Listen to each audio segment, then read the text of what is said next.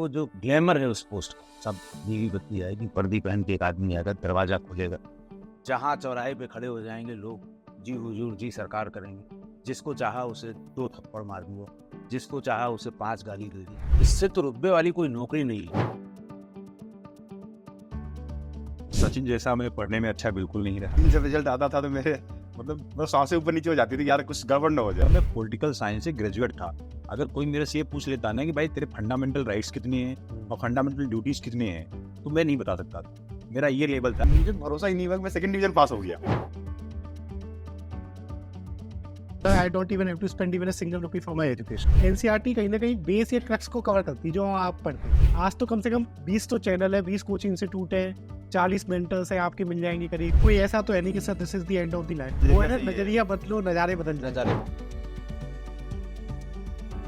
ज्ञान देने वाले तो लाइन लगा के ज्ञान देने को तैयार है। यूपीएससी तो देखिए कुछ क्वेश्चन ऐसे डालेगा ही जो आपको बुक्स में नहीं। आपके इतने बड़े बड़े महारथी 4-4 लाख रुपए बच्चों से ले लेते और सही आंसर उनको नहीं पता। कम से कम 10 से 12 क्वेश्चन उनके गलत होंगे। मैंने 6 से लेके 12वीं तक की सचिन सारी पढ़ाई फिर से की बैठ के। सर वो 72 घंटे मेरे लाइफ के ऐसे बदले कि मेरे को पता चल गया कि यूपीएससी तैयारी कैसे करनी है। एक बंदा मोटिवेट करने वाला होता है, 4 बंदे जो है ना आपको नीचे खींचने वाले होते हैं। जो बच्चा कमजोर है ना सर, वो समझ सकता है चीजें, उसके लिए भी बदल सकता है। मैं ये कहता हूँ कि बच्चों को सक्सेस स्टोरी जरूर देखनी चाहिए। आजकल तो लोग ये भी ट्रेंड बना लिए हैं कि सर मैं 1 सेकंड चाहूंगा सोचने के लिए, आपका कपड़े का कलर ये होना चाहिए, आपका ऐसा वैसा होना चाहिए। बहुत सारी सुपरफिशियल चीजों पे ही लोग लगे रहते हैं, न कि एप्टीट्यूड और एटीट्यूड क्या होना चाहिए उस पर कोई बात नहीं करता। तमाम बड़े सीनियर आईएएस अफसर क्या रुतबा हुआ करता था, और गए तो तिहाड़ में रहे 3 साल 4 साल 5 साल। दिल्ली में गीता कॉलोनी के फ्लाईओवर के नीचे 10 जनवरी को एक अज्ञात लाश बुरी स्थिति में थी। हम 3 यहाँ बैठे हुए हैं, अल्टीमेटली कोई बता सकता है कि हम 3 यहाँ बैठे हुए हैं, इजीली बता देगा। नमस्कार जी नमस्कार सर। कैसे हैं भैया? सब बढ़िया सर, एकदम बढ़िया। मेरा नाम राजेश पांडे है। मैं पीपीएस का 86 बैच का ऑफिसर हूँ। यूपी का प्रमोट हुआ था 2003 बैच का आईपीएस, और तमाम जिलों में, यहाँ पे ज़्यादातर जिलों में ही रहा हूँ। मैं एसपी सिटी रहा हूँ गाज़ियाबाद में, मेरठ में, लखनऊ में, और एसएसपी रहा हूँ लखनऊ में, अलीगढ़ में, मेरठ में, सहारनपुर में। टीआईजी रहा हूँ बरेली में करीब 2 साल, वही प्रमोट हुआ, आईजी बरेली रहा और वहीं से रिटायर हो गया।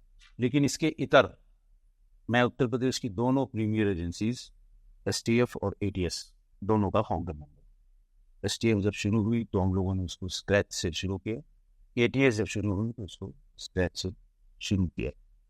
रही बात एक्सपीरियंस के लिए, जिनके लिए हम सब लोग इकट्ठा हुए हैं कि हम उन्हें कुछ मोटिवेट कर सकें, हम लोगों से शायद किसी का भी भला हो जाए, तो हमारे ज़माने की प्रिपरेशन और हमारे ज़माने की जो का जो सिलेबस था वो सब आज की तारीख में तो ऑब्सोलीट है। लेकिन मैंने अपने दोनों बच्चों को उनके टच में रहा। बेटी भी मेरी सिविल सर्विसेज में ही, और बेटा हमारा प्रिपेयर कर रहा है। तो पिछले 5-6 सालों से इसमें जो सिलेबस के चेंज हैं, जो टेक्निक्स के चेंज, लिम्स और उसके जो कट ऑफ हर कहीं गिरते जा रहे हैं, जो ट्रेंड है उसका, इन सब के बारे में भी थोड़ी बहुत जानकारी है। आप लोग बिल्कुल नए हैं, आप तो इंटरव्यू जी सर बिल्कुल, और आप भी बिल्कुल नए हैं, तो आप लोग उस पर ज़्यादा फोकस डाल सकते हैं। मैं तो एज ए थर्ड पार्टी अपने बच्चों के साथ साथ मुझे जो जानकारी अभी ट्रेंड की हुई है उतनी। बहुत सर, आप तो उनके साथ लग के उनकी तैयारी करवा रहे हैं, तो आपकी जो जानकारी है मतलब फर्स्ट हैंड ही हम मानेंगे कि फर्स्ट हैंड ही जानकारी आपकी भी है सर। और सर आपका इतना बड़ा विस्तृत क्या कहते करियर रह चुका है, इतना एक्सपेंडेड, तो सर काफी लोगों को इंस्पिरेशन जरूर मिलेगी जब वो आप अपनी कहानियां सुनाएंगे अपने एसटीएफ और एटीएस में पुलिस सर्विस ज्वाइन करने की जो पुलिस का। सचिन पहले एक बार इंट्रोडक्शन आपका भी हो जाए, फिर अपन सचिन आप बताओ फिर उसके बाद। जी सर, तो सर मेरा नाम सचिन अग्रवाल है। तो I have studied till class 12 from Bulandshahr. तो वहाँ मैं एक रेसिडेंशियल स्कूल में था, एक सिमनाडा फाउंडेशन है, उन्होंने मुझे स्कॉलरशिप दी है। उधर 2010 to 10 ईयर्स तक मेरे कंप्लीट स्कॉलरशिप मोड में रहा। तो मतलब I don't even have to spend even a single rupee for my education. बहुत बढ़िया, बहुत बताइए। एंड सर 2017 में आई कंप्लीटेड माय क्लास 12। उसके बाद I have done my graduation from DU. उसकी और उसी समय मैंने सब प्रिपरेशन वगैरह स्टार्ट कर दी थी, and from the first year itself. और क्योंकि काफ़ी गोल काफ़ी डिफाइन था कि यही करना आगे। एंड उसके बाद 2020 में पहला अटेम्प्ट दिया, एंड उसके बाद फर्स्ट अटेम्प्ट में I got selected into Indian trade service.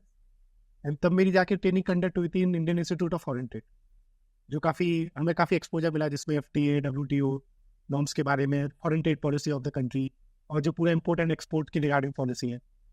And now presently I am posted as assistant director general of foreign trade. We basically involve in issuing the licences, like कोई भी जैसे एडवांसडाइजेशन, duty free imports के लिए, और Licenses in foreign trade. Foreign trade. और at a high level we are involve in the foreign formulating the और involve in FTA negotiations, जो भी देश के फ्री ट्रेड एग्रीमेंट्स होते हैं। बहुत अच्छा, बहुत बढ़िया। और सर अभी मेरा 3rd इंटरव्यू है इस समय, 13 मार्च को। मतलब फिर से दे रहे हो? जी जी बिल्कुल। All the best to you. बधाई हो। बहुत बधाई। सर मेरा नाम नरेंद्र कुमार यादव है और मैं इलाहाबाद के बहुत छोटे से गांव मुंगारी से आता हूं। और सचिन जैसा मैं पढ़ने में अच्छा बिल्कुल नहीं रहा, क्योंकि मेरी जो ये तो स्कॉलर रहे हैं, इनको स्कॉलरशिप मिली है और मेरी पढ़ाई लिखाई बहुत औसत रही है। मतलब सरकारी स्कूल से शुरू करके इलाहाबाद यूनिवर्सिटी तक का जो सफ़र रहा है, अगर हम अपनी डिग्रियों की बात करें, परसेंटेज की बात करें, तो किसी को विश्वास नहीं होगा कि ये लड़का जो है UPSC कर सकता है। और लेकिन एक अच्छी बात रही, पहले अटेम्प्ट में किया सचिन जैसा। तो अब जो भी हमें सुन रहे हैं उनको ये पता होना चाहिए कि पढ़ने लिखने वाला लड़का जिसको स्कॉलरशिप मिली है और जिसको नहीं मिली, जो बहुत औसत रहा है, उसने भी किया। तो अगर मैं थोड़ा सा बैकग्राउंड बताऊँ अपना पढ़ाई लिखाई का, तो हाई स्कूल में मेरे 46%। आप बिलीव करोगे सर, जब रिजल्ट आने वाला था ना, तो कई बार मुझे लगता था कि फेल ना हो जाऊँ।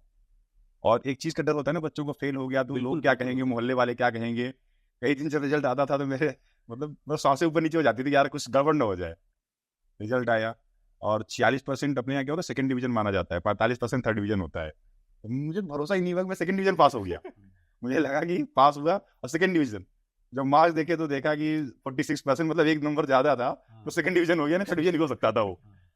तो उसके बाद हाई स्कूल के बाद ये हुआ कि मुझे मैथमेटिक्स बहुत पसंद थी, तो शुरू से ही। और मेरे सबसे ज़्यादा नंबर मैथमेटिक्स में ही थे, 61 मार्क्स थे, मतलब 46% टोटल था और 61 नंबर मुझे मैथमेटिक्स मिले थे, फर्स्ट डिवीजन मार्क्स थे मैथमेटिक्स में। फिर मैंने सोचा कि यार मैथमेटिक्स पढ़ लेते हैं, आगे साइंस ले लेते हैं।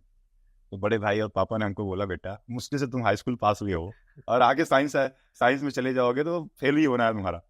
मैंने कहा मेरी बात सही कह रहे हैं ये लोग, समझा रहे हैं। तो फिर पापा ने बोला आर्ट साइड ले लो, लेकिन उनका विजन क्लियर था कि तुम्हें सिविल सर्विसेज वगैरह देना है। मैंने कहा ठीक है, तो आर्ट्स अच्छा ही है। फिर तो मैंने 12वीं भी जो है आर्ट्स से की, जिसमें सब्जेक्ट जैसे हिंदी हो गया, इंग्लिश हो गया और सिविक्स हो गई, एजुकेशन, इस तरह के सब्जेक्ट होते थे। तो इनको पढ़ा था, मुझे लगा कि सब्जेक्ट कोई पढ़ने वाली चीज़ ही नहीं है, मतलब क्या पढ़ूँ मैं इसमें, ये तो मैं 2 दिन पढ़ के एग्जाम दे दूंगा। तो हुआ भी सर, मुझे क्रिकेट खेलने में बहुत इंटरेस्ट रहता था। तो मैं क्या करता था कि जहाँ जहाँ मैच होते थे ना इलाहाबादी गलियों में, सब जगह जाके क्रिकेट खेलता था। और जब एग्जाम आता था तो हर बच्चा जैसे बोलता नहीं है कि मैं साल भर पढ़ता हूँ एग्जाम के लिए, मैं तो सिर्फ सर 15 दिन पढ़ता था, एग्जाम दे के आता था और पास हो जाता था। और 12वीं मेरे आए 53%, मतलब पास हो गया। किसी में फर्स्ट डिवीजन मार्क्स नहीं है 12वीं में। हाई स्कूल में तो आ गए थे मैथ में, लेकिन 12वीं में सब में सेकंड डिवीजन मार्क्स रहे। 12वीं होगी सरकारी स्कूल। आप बिलीव करोगे सर कि मतलब 365 दिन में जो है, अगर चला गया तो टीचर पढ़ा रहा है, पढ़ लिया, नहीं तो कोई ऐसा नहीं था कि कोई डिसिप्लिन नाम की चीज़ हो कि आपको आना ही आना है, नहीं आओगे तो आप एग्जाम में नहीं बैठ पाओगे। तो जो ऐसी चीज़ें थी, मैंने हमेशा से फ्रीडम एंजॉय किया। स्कूल वालों ने भी कभी ऐसा नहीं बोला कि जाओ तुम बैठ जाओ, ये कर लो, कुछ नहीं। जाना आना आपकी मर्जी, आपका घर है, जाओ जी, पढ़ लो जी, नहीं जाना मत जाओ जी। सरकारी स्कूल तो सर उसमें ऐसे ही, मतलब थोड़ा सा जो स्तर था ऐसे ही था, अनुशासन की बहुत कमी थी। कहाँ का था ये Karnalganj inter college sir Allahabad में। मैं तो बहुत गर्व से नाम लेता हूँ अपने स्कूल का, क्योंकि कर्नलगंज के जो शिक्षक हैं वो बहुत जबरदस्त थे सर। रस्तोगी सर थे, अब नहीं रहे, हिंदी पढ़ाते थे सर। उनकी क्लास में मैं किसी क्लास लूँ न लूँ, उनकी क्लास में जाके जरूर बैठता था। और इतने अच्छे सर रस्तोगी सर कि लास्ट के जो है ना, अगर 20 मिनट भी आप उनकी क्लास में जा रहे हो तो बोलते थे आओ निशाचरो, आओ कुछ तो सीख लो, बैठ तो जाओ। मतलब घूम घाम के, क्रिकेट खेल के, कुछ खेल के, उनके क्लास में कोई बच्चा अगर आ रहा है ना, किसी को मना नहीं करते थे, डांटते नहीं थे किसी को, आओ बैठ जाओ, मतलब जब तक बैठो 15 मिनट बैठो, कुछ तो सीख के जाओगे। इतना उनका प्यार था। तो ऐसे जब टीचर मिलते हैं ना सर, तो न केवल आपको पढ़ाते हैं बल्कि आपके जीवन में जो संस्कार है ना वो भी डालते हैं कि भाई कैसे लोगों को ट्रीट करना है, क्या करना है, वो सब भी बात करते थे। तो मुझे उनकी क्लास बहुत पसंद होती थी, रस्तोगी सर। फिर उसके बाद से ग्रेजुएशन इलाहाबाद यूनिवर्सिटी अपने वहाँ थी, तो भाई प्रेशर था कि अब ग्रेजुएशन करना है तो इलाहाबाद यूनिवर्सिटी से करना है। और मुझे पता था कि मैं पढ़ने लिखने में कितना अच्छा हूँ, लेकिन मुझे एडमिशन चाहिए था सर यूनिवर्सिटी के अंदर। ये मेरा मतलब था कि चाहिए तो यूनिवर्सिटी के अंदर ही करना है, मेन कैंपस से। फिर मैं सर जाके यूनिवर्सिटी रोड से, आपको पता होगा इलाहाबाद से, यूनिवर्सिटी रोड से गाइड वाइड लेके आया कि भाई नहीं, तैयारी करनी है और यूनिवर्सिटी में एडमिशन लेना है। तो मैंने सर गाइड लाया, 2-2.5 महीने पढ़ा उसको, और अच्छे से जो है यूनिवर्सिटी मेरा एडमिशन हो गया। ठीक ठाक मतलब नंबर आ गए मेरे, और मेन कैंपस मिल गया मुझे, और बढ़िया मुझे वहाँ पे एटमॉस्फेयर मिला यूनिवर्सिटी के अंदर सर। मतलब आप जब लोग इतने बड़े कैंपस में जाते हो तो जो बच्चे मिलते हैं वो तो है ही है, लेकिन जो शिक्षकों का आपका संगत मिलती है ना, उससे आपकी पर्सनालिटी में बहुत चेंजेस आते हैं। वहाँ पे इंग्लिश के सर थे लाल शर्मा, और अपने फिलासफी में आशा मैम थी। ये सब जब इन लोगों से मिला तो मुझे लगा कि नहीं यार, चीज़ें करने के लिए बहुत कुछ है। तो फिर सर यूनिवर्सिटी में भी लेकिन यही था कि आर्ट्स का था, और मुझे लगता था कि ये भी सब्जेक्ट ऐसे ही है, 15 दिन पढ़ के दे देंगे। आप बिलीव करोगे मेरे ग्रेजुएशन फर्स्ट ईयर में 45% थे, क्योंकि फिर मेरा डर ही नहीं था पढ़ने लिखने का, मन ही नहीं लगता था। जाता था, लोगों से मिलता था, बात करता था सचिन उनके साथ। यूनिवर्सिटी का सर इंग्लिश लिटरेचर वाला डिपार्टमेंट बड़ा प्यारा है, वहाँ पे छत पे चले जाओ, धूप निकलती बढ़िया सर्दियों में, बैठ के सारे बच्चे अपना पंचायत करते थे, और एक दूसरे से अपना ज्ञान का आदान प्रदान किया, करंट अफेयर का आदान प्रदान किया। पढ़ाई लिखाई से कुछ खास मतलब नहीं होता था। तो फिर सेकेंड ईयर यूनिवर्सिटी का, तो फिर थोड़ा थोड़ा अब लगने लग गया यार कुछ तो पढ़ लो। 45% मतलब बेइज्जती से भी फील होने लगी सर अब तो। फिर घर वाले भी सब बोलने लग गए। तो सेकेंड ईयर में थोड़ी मेहनत की सर, तो ओवरऑल जो सेकेंड ईयर थर्ड ईयर का परसेंटेज मिला के 56% मेरा जो है ग्रेजुएशन में बन गया, मतलब पिकअप करते करते। तो ग्रेजुएशन भी वहाँ से हो गया। अब मैं 2005 की बात थी सर ये। फिर पढ़ाई लिखाई में इसलिए थोड़ा एम्फेसाइज कर रहा हूँ कि जो बच्चा कमजोर है ना सर, वो समझ सकता है चीज़ें, उसके लिए भी बदल सकती हैं। मतलब पढ़ाई बहुत मैटर नहीं करती है अगर आप यूपीएससी की तैयारी कर रहे हो तो। करती है लेकिन एक सर्टेन लेवल पे करती है, कहाँ करती है सर मैं भी बताता हूँ। तो फिर जब मैंने ग्रेजुएशन किया सर, तो अब ये क्या पोस्ट ग्रेजुएशन करना है, तो कई लोग ज्ञान देने आ गए। मेरे को फिलासफी बहुत अच्छी लगती थी सर, मेरा ऑप्शनल था फिलासफी। मतलब ग्रेजुएशन के जो मैंने सब्जेक्ट लिए थे उसमें फिलासफी, पॉलिटिकल साइंस और इंग्लिश लिटरेचर था। और मुझे फिलासफी में बहुत अच्छा मतलब मजा आता था जब मैं शंकराचार्य को पढ़ता था, रामानुज को पढ़ता था, बुद्ध को पढ़ता था। द्विवेदी सर थे सर? सर द्विवेदी सर थे, संघ और उपाध्याय जी थे। तो इन लोगों का जब मैं क्लास में, इन लोगों के हरिशंकर सर के क्लास में जब बैठता था, तो मतलब जो लेवल की मतलब मजा आता था, सब मुझे लगा फिलासफी बहुत मतलब बढ़िया सब्जेक्ट, इसे पढ़ा जाना चाहिए। फिर मेरा इंटरेस्ट इसमें डेवलप हो गया सर। तो मैंने पापा को बोला, पापा मैं एमए करूंगा फिलासफी से। तो सब जो है ना सर ऐसे लगा कि पता नहीं कौन से विषय से मैं एमए करने जा रहा हूँ। बोले कि अगर फिलासफी से एमए कर लोगे तो ये समझ लो कोई टीचर की नौकरी भी नहीं मिलेगी तुम्हें। मैंने कहा मुझे टीचर बनना ही नहीं है, मुझे अच्छा लगता है, मुझे पढ़ना है। सर सच बता रहा हूँ कि मतलब एक सब्जेक्ट होता है ना जिसमें आपकी रुचि होती है, तो फिलासफी एक ऐसा सब्जेक्ट था जिसमें मेरी अपनी मतलब जेन्युइन रुचि थी। तो उसके लिए मुझे किसी को कहने की जरूरत नहीं पड़ती थी, और जितनी भी किताबें थी फिलासफी की मैं लेके अपने इंटरेस्ट के लिए पढ़ता रहता था। तो फिलासफी में मेरा इंटरेस्ट है, मैंने एमए में दाखिला ले लिया सर फिलासफी में, और फर्स्ट ईयर हो गया मेरा 2006 में। और जब मैं से 2007 में आया तो फाइनल ईयर था मेरा। तो मृदुला रवि प्रकाश मैडम थी, तो वो फिलासफी की मेरी उसमें हेड ऑफ द डिपार्टमेंट होती थी। मैंने उनसे पूछा, मैडम मैं इसको प्रीलिम्स में रखना चाहता हूँ यूपीएससी के लिए। तो उन्होंने बहुत मोटिवेट किया, बोला रखो, बहुत अच्छा सब्जेक्ट है। लेकिन क्या होता है ना सर कि एक बंदा मोटिवेट करने वाला होता है, 4 बंदे जो है ना आपको नीचे खींचने वाले होते हैं। तो जो उस समय और बच्चे सिविल सर्विसेज का एग्जाम वगैरह दे रहे थे, मैंने उनसे बात किया तो सब ने बोला कि सुसाइडल अटेम्प्ट है, अगर तुम फिलासफी प्रीलिम्स में रखते हो तो फेल होने के चांस बहुत हैं, तुम हिस्ट्री रख लो, कुछ रख लो, पास होने के चांस तुम्हारे बढ़ जाएंगे। तो यहाँ पे मैं एक चीज बोलना चाहता हूँ सर, जिसपे आपको कॉन्फिडेंस होना, जिसपे आपको भरोसा, आप उसके साथ जाओ। लोग क्या बोल रहे हैं नहीं बोल रहे हैं ना, बहुत ज्यादा सुनने की जरूरत नहीं है। फिर मैंने फिलासफी को प्रीलिम्स में रखा सर, और पहले अटेम्प्ट में ही फिलासफी से मैंने प्रीलिम्स क्रैक किया। तो सबसे इम्पोर्टेंट क्या है सर कि देखो अब इसके मतलब क्रैक कैसे किया, 1.5 साल की जो जर्नी थी उसमें हम और डिटेल चर्चा करेंगे जब आएंगे कि भाई प्रिपरेशन कैसे करनी है। लेकिन यहाँ तक कि मैं अपनी जर्नी ये बताना चाहता हूँ सर कि पढ़ाई लिखाई जो है ना, आपके परसेंटेज बहुत मायने नहीं रखते। आप औसत विद्यार्थी हो, लेकिन अगर आपकी एटीट्यूड, आपकी सोच अगर सही है तो यूपीएससी आपके लिए बनी हुई है। आप जब भी 1.5 साल मेहनत करोगे ना, यूपीएससी आप क्लियर कर सकते हो। फिर वो 1.5 साल की जो मेरी मेहनत रही है मैं उस पर बात करेंगे आगे, लेकिन आपसे कुछ सुनना चाहेंगे। तो देखिए, एक तो आपने कहा कि अब मुगारी से ही और बड़ा छोटा सा गाँव, मैं इलाहाबाद का रहने वाला। अच्छा सर, और मुगारी छोटा सा गाँव नहीं, बहुत बड़ा गाँव। अब बड़ा हो गया सर, अब बड़ा हो गया है सर, अब डेवलप हो गया है पहले से बहुत बड़ा गाँव है, बड़ा सर। नाम है मुगारी का, बहुत अच्छे लड़के वहाँ से निकले।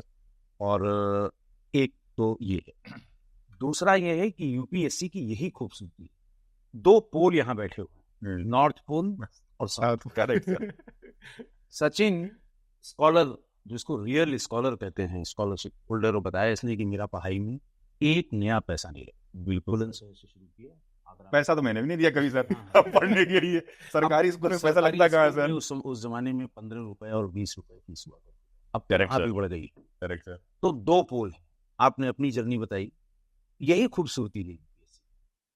कि आपकी लगन, मैं तो साइंस स्ट्रीम का था, बॉटनी में एमएससी किया मैंने इलाहाबाद यूनिवर्सिटी से ही, मैं जीआईसी इलाहाबाद से इंटरमीडिएट किया। हमारे साथ थे और बहुत से हमारे साथ बहुत से बच्चों को सिविल सर्विसेज में दिए और मेरे क्लासमेट्स का हुआ। कुछ उसमें इंटरमीडिएट में सेकेंड डिवीजन, कुछ उसमें हाई स्कूल में सेकेंड डिवीजन। हम लोग सारे फर्स्ट डिवीजन थे, लेकिन फिर भी सीएस में हो। और तो ये बहुत बड़ा फैक्टर है। जो लोग ये सोचते हैं कि अरे साहब हम तो पढ़ने सब्जेक्ट को खुला, ये आपका कमिटमेंट, आपका ड्राइव और आपका गोल, आपने जो गोल सेट कर रखा है, दिल लगा के उस गोल पे काम करेंगे, बिल्कुल सक्सेसफुल। इससे बड़ा एग्जाम्पल कोई हो ही नहीं सकता। बिल्कुल एक तरफ आपने बताया कि किसी तरफ पास हुआ 46%, तो किसी तरह सेकंड डिवीजन। सर मतलब आप ये समझ लो ना सर कि जब मैंने एमए अपना कंप्लीट कर लिया, मैं पॉलिटिकल साइंस से ग्रेजुएट था। अगर कोई मेरे से ये पूछ लेता ना कि भाई तेरे फंडामेंटल राइट्स कितने हैं और फंडामेंटल ड्यूटीज कितने हैं, तो मैं नहीं बता सकता था। मेरा ये लेवल था, एग्जाम में जो 5 क्वेश्चन आने वाले होते थे ना, मैं उन पे ही फोकस रखता था कि ये 5 क्वेश्चन, ये 5 चैप्टर इंपॉर्टेंट है, इनको पढ़ो जाके एग्जाम, जो मतलब जो हमारा पैटर्न था, ठीक है, तो और उसमें पास करना आसान था। तो लेकिन उसके बाद भी सर ना, मेरा देखो कहना ये है कि ये आपने कहा मैं रेगुलर नहीं था क्लास में, आपने कहा हम दिन भर खेलते थे, इलाहाबाद की गली मोहल्ले में कभी क्रिकेट छोड़ा नहीं मैंने। सब करने के बाद फिर मुझे लगा कि फिलॉसफी मुझे पढ़नी चाहिए क्योंकि मेरा इंटरेस्ट है। एक बार अपने इंटरेस्ट से फिलॉसफी पढ़ ली तो आपको लगा कि मुझे रखना चाहिए, सब्जेक्ट रखना था, और फिर आप निकले और निकल के बाहर आ गए।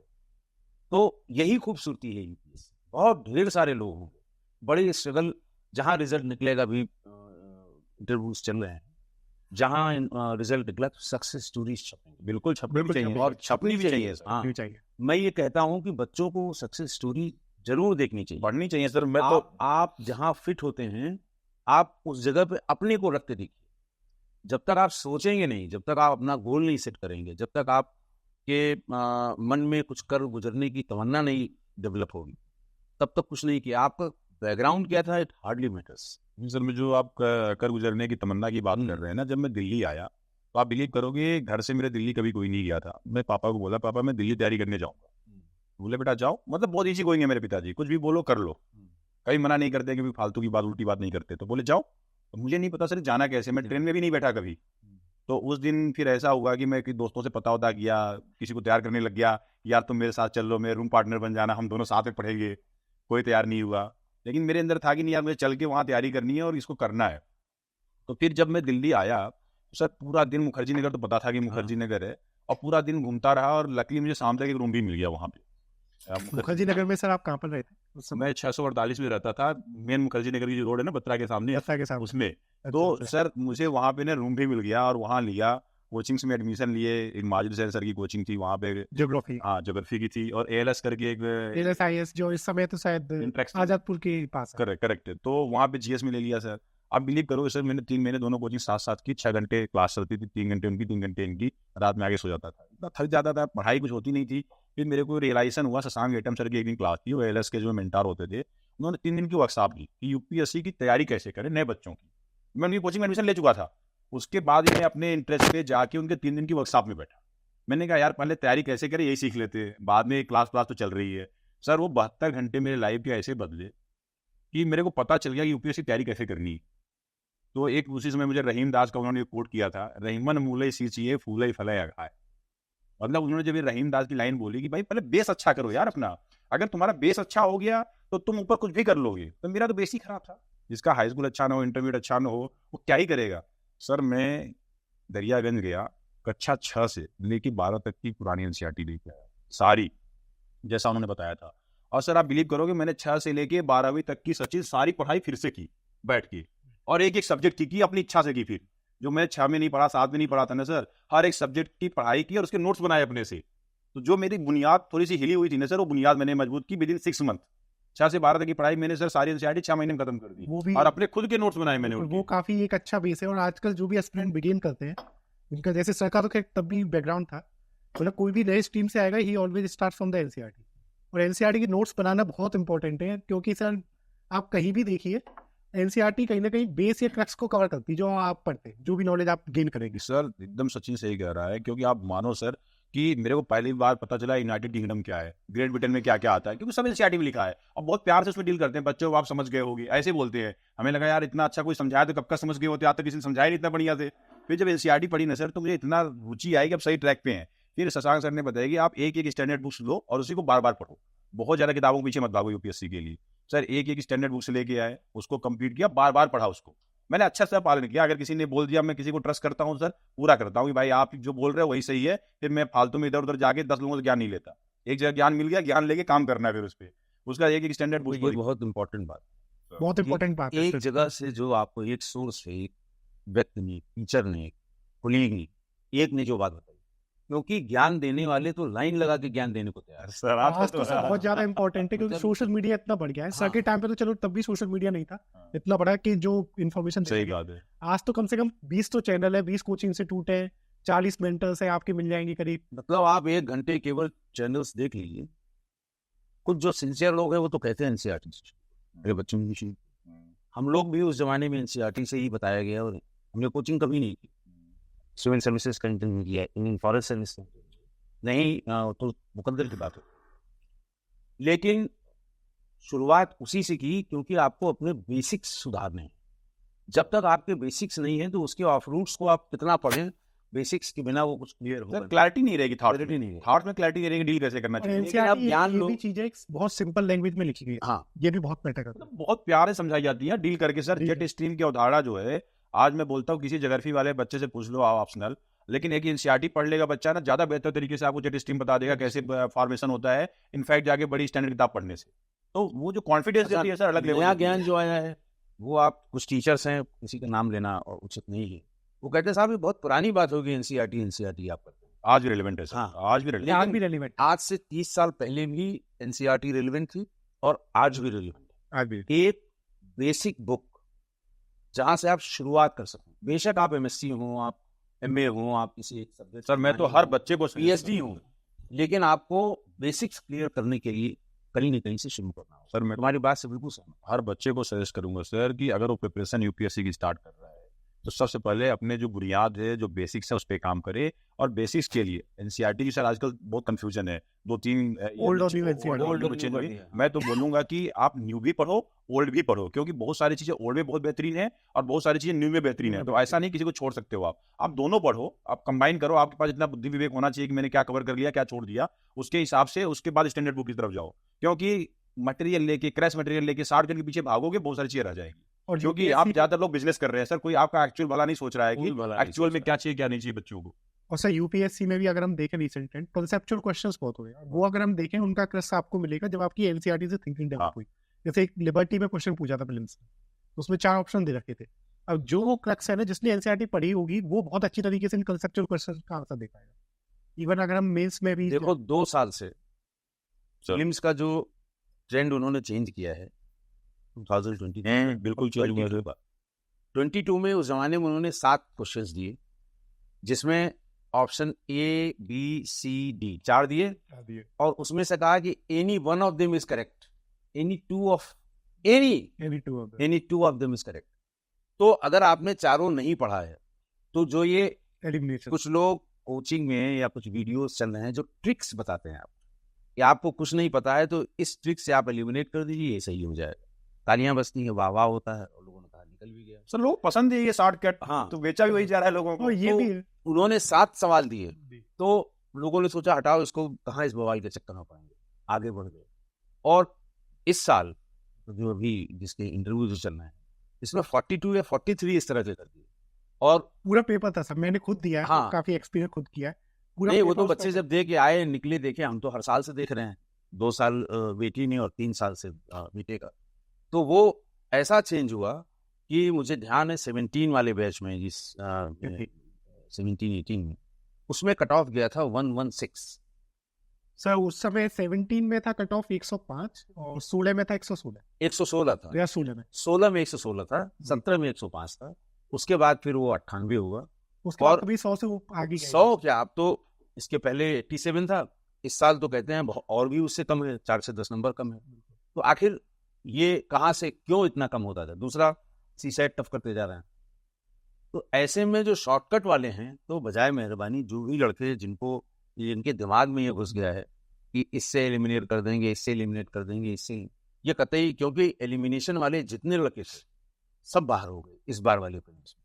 जिनको नॉलेज थी, जो जानते थे, जिन्होंने बेसिक्स, सवाल कोई बहुत टफ नहीं थे, जैसे 4 दिए हैं उन्होंने, तो उसमें ऐसा नहीं था कि बहुत टफ थे चारों और ये कहना कि साहब इसमें से कोई एक कौन सा एक करेक्ट है, ये ऐसा नहीं था कि बहुत मुश्किल था, लेकिन ये था कि सब पढ़ना पड़ेगा। सर मैं एक और बेसिक चीज़ पे आना चाहूँगा सचिन, बहुत बुनियादी चीज़ जो है, अगर हम यूपीएससी की तैयारी कर रहे हैं ना सर, तो शॉर्टकट तो पहली बात तो भूल जाएं कि कोई शॉर्टकट लेना है।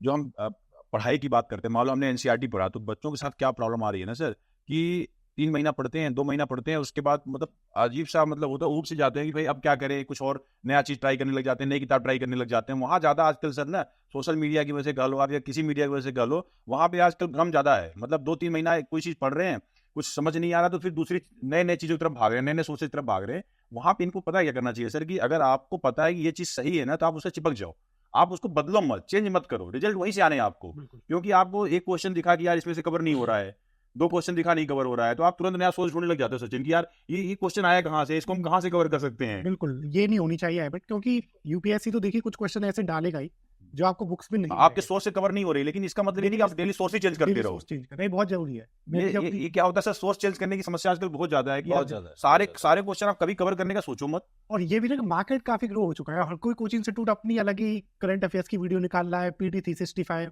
कोई अपना ईयरली मंथली करंट अफेयर्स निकाल रहा है। तो लोग क्या मतलब सोचते अगर हैं, आप चैनल देखने लगो यूट्यूब पे, तो आपको अगर एक-एक को आप 1-1 मिनट, 2-2 मिनट भी देखो, तो 3-4 दिन तो सारे चैनल्स देखने में लग जाएंगे।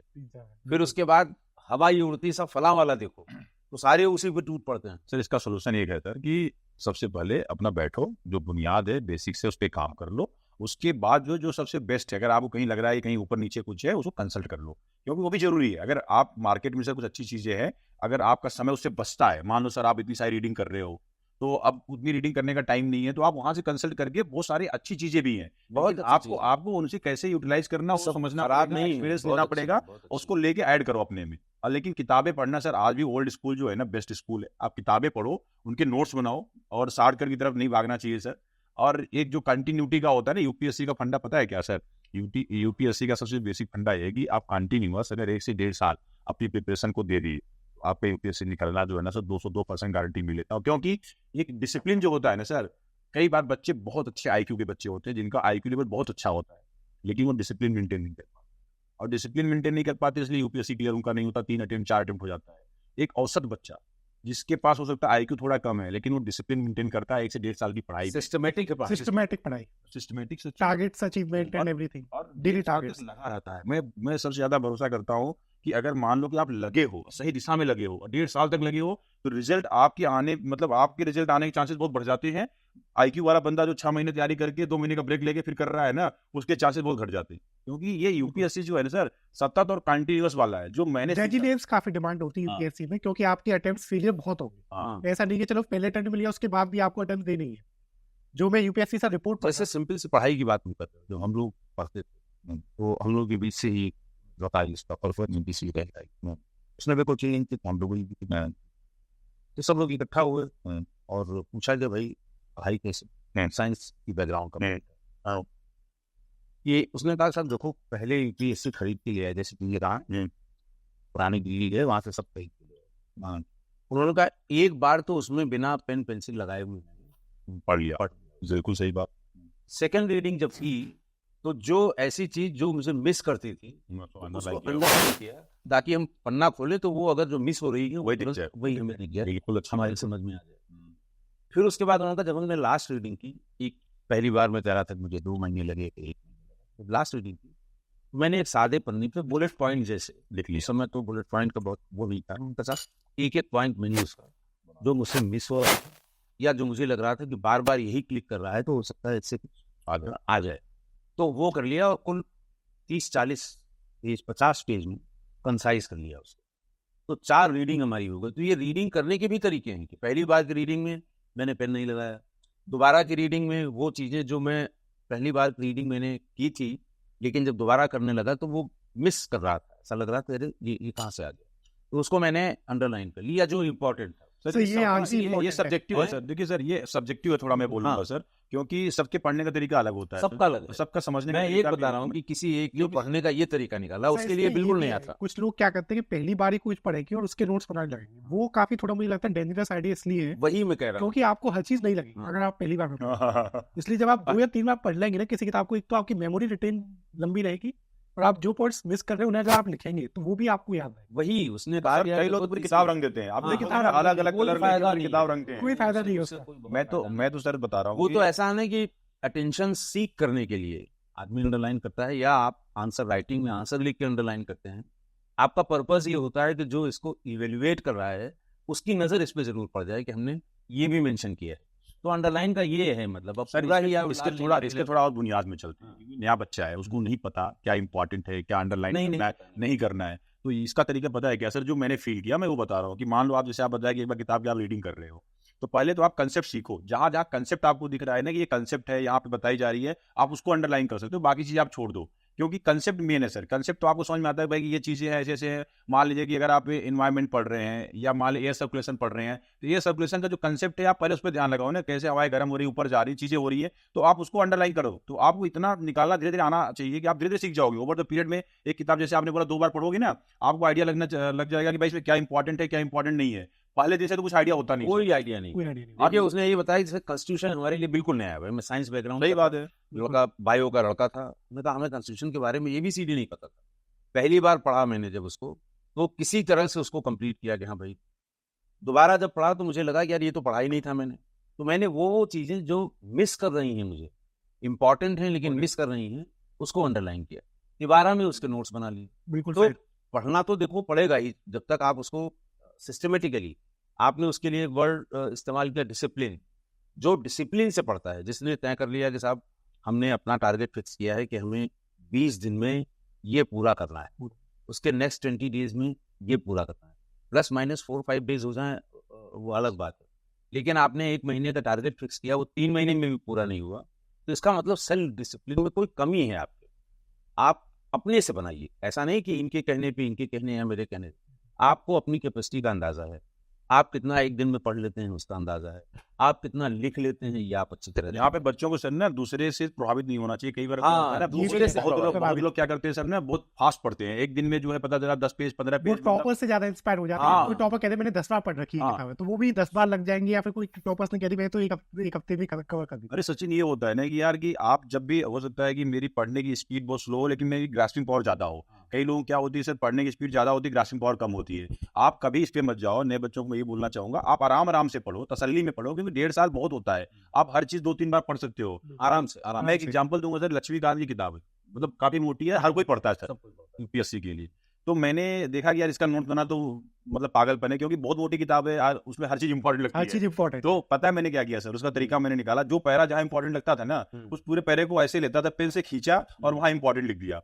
फिर हर पेज पे मेरे ना कहीं ना कहीं इंपॉर्टेंट लिखे होते थे। जब रिवीजन करना होता था ना मुझे, लक्ष्मीकांत की किताब 6 घंटे में पूरी रिवाइज, क्योंकि मैं जहां जहां इंपॉर्टेंट लिखा था बस वही चीज देखा, ये चीज इंपॉर्टेंट थी, ये चीज थी, पूरी पेज पलट दिया गया, रिवीजन हो गया।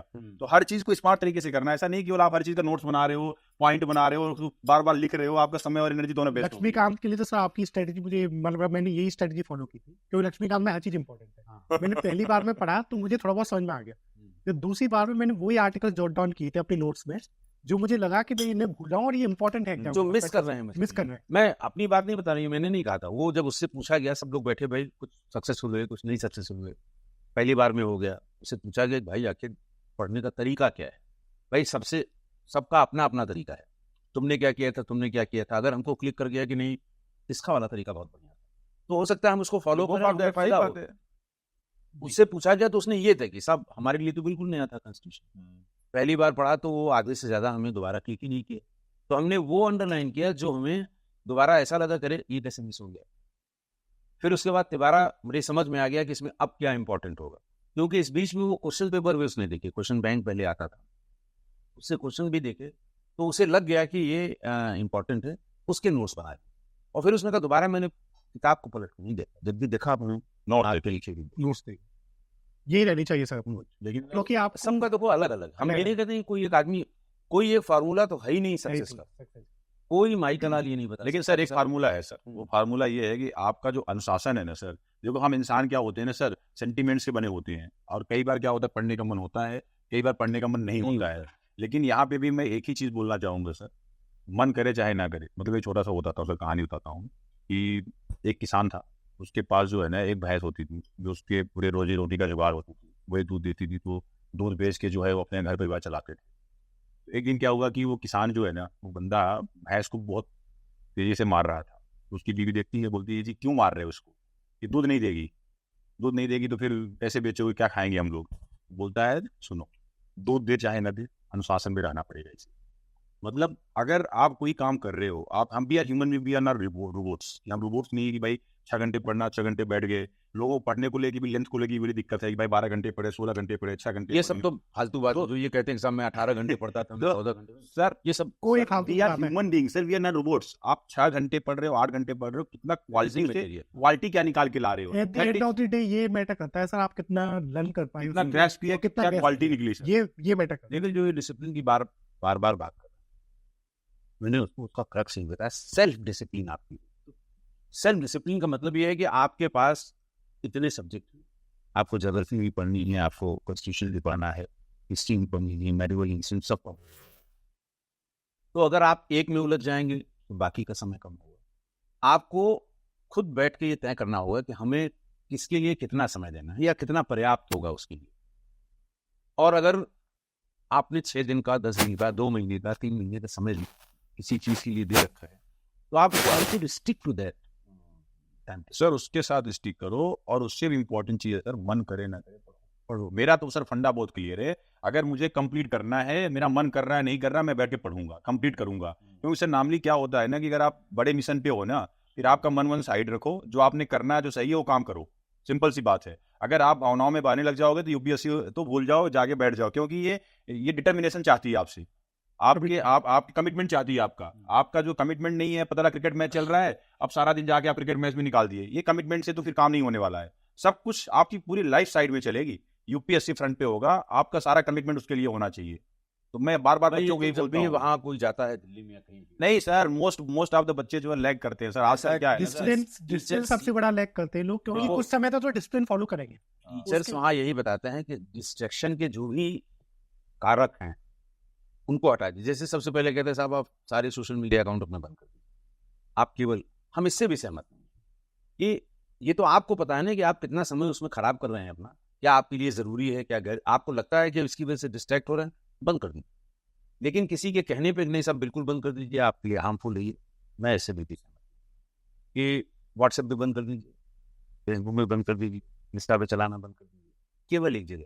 अब आपका दिमाग साला उसी पे लगा हुआ है कि फलानी का मैसेज आ रहा होगा सर आपका ये दिमाग उसी रील पे लगा हुआ है। ये मन की गति जी, तो पकड़नी है हाँ, ना सर, मन भाग कहाँ कहाँ रहा है सर। और अगर आपको लगता है कि नहीं, मतलब आपका सेल्फ डिसिप्लिन या डिटर्मिनेशन ये कहता है कि नहीं ये मैसेज हमारे लिए डिस्ट्रैक्शन, फौरन बंद कर।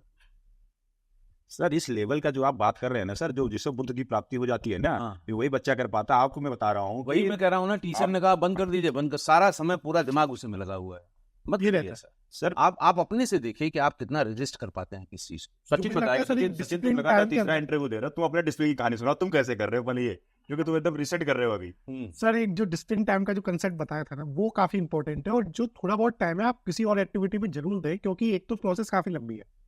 फ्रस्ट्रेशन आपको कुछ समय के बाद सेटल होना बहुत स्वाभाविक है। बर्नआउट एक लड़के आजकल यूज Burnout, करते हैं, burnout। सब बैठे बैठे बर्नआउट हो गए, मतलब वो उनको ये टर्म इस्तेमाल करते बट हैं। डिसिप्लिन होना चाहिए, जो भी हाँ। आपके एंगेजमेंट्स हैं अपार्ट फ्रॉम यूपीएससी, वो डिसिप्लिन तरीके से होने चाहिए। जैसे मान लो आपको, मान लीजिए बहुत से लोग जैसे मैंने देखा है कि वो पूरे दिन पढ़ेंगे, संडे को कभी ना कभी 2 घंटे या 1 से 1.5 घंटे वो बाहर जाएंगे, कहीं किसी मॉन्यूमेंट्स पर चले गए या कहीं। लेकिन सर इसका एक तरीका ये भी है ना सचिन, जो हम लोग करते थे, अगर लोग अभी करते हैं सर, कि आप अपनी फैमिली मेंबर कोई एक बंदा होता है, क्योंकि आप कई बार इमोशनली वीक फील करते हैं। हाँ अभी तो आप किसी न किसी ऐसे बंदे से बात करो जो जिसके साथ आपको अच्छा लगता है, जिसके साथ आप अपनी चीज शेयर कर सकते हो। तो उससे क्या होता है सर, बेंट आउट नहीं होता इमोशंस का, वो आप एक तो बेंट आउट कर लेते हो, थोड़ा चार्ज फील करते हो कि आपके पास जो विजन है या जिसके लिए आप काम कर रहे हो, जो चीज आपको अचीव करनी है, जैसे मेरी बहन होती थी तो मैं उससे बात करता था सर, कई बार तो बहुत फील करता था, आधे घंटे बात करता था कि वो चीज़ें क्या होती है, मेरे मन का जो होता था मैं बोल दिया सर, आई मतलब फील फ्री हो जाता था फिर कि चलो एकदम से यार मन की बातें निकल गई। इमोशनली कई बार बच्चे जो होता है ना सर डिप्रेशन में चले जाते हैं, लड़के जो है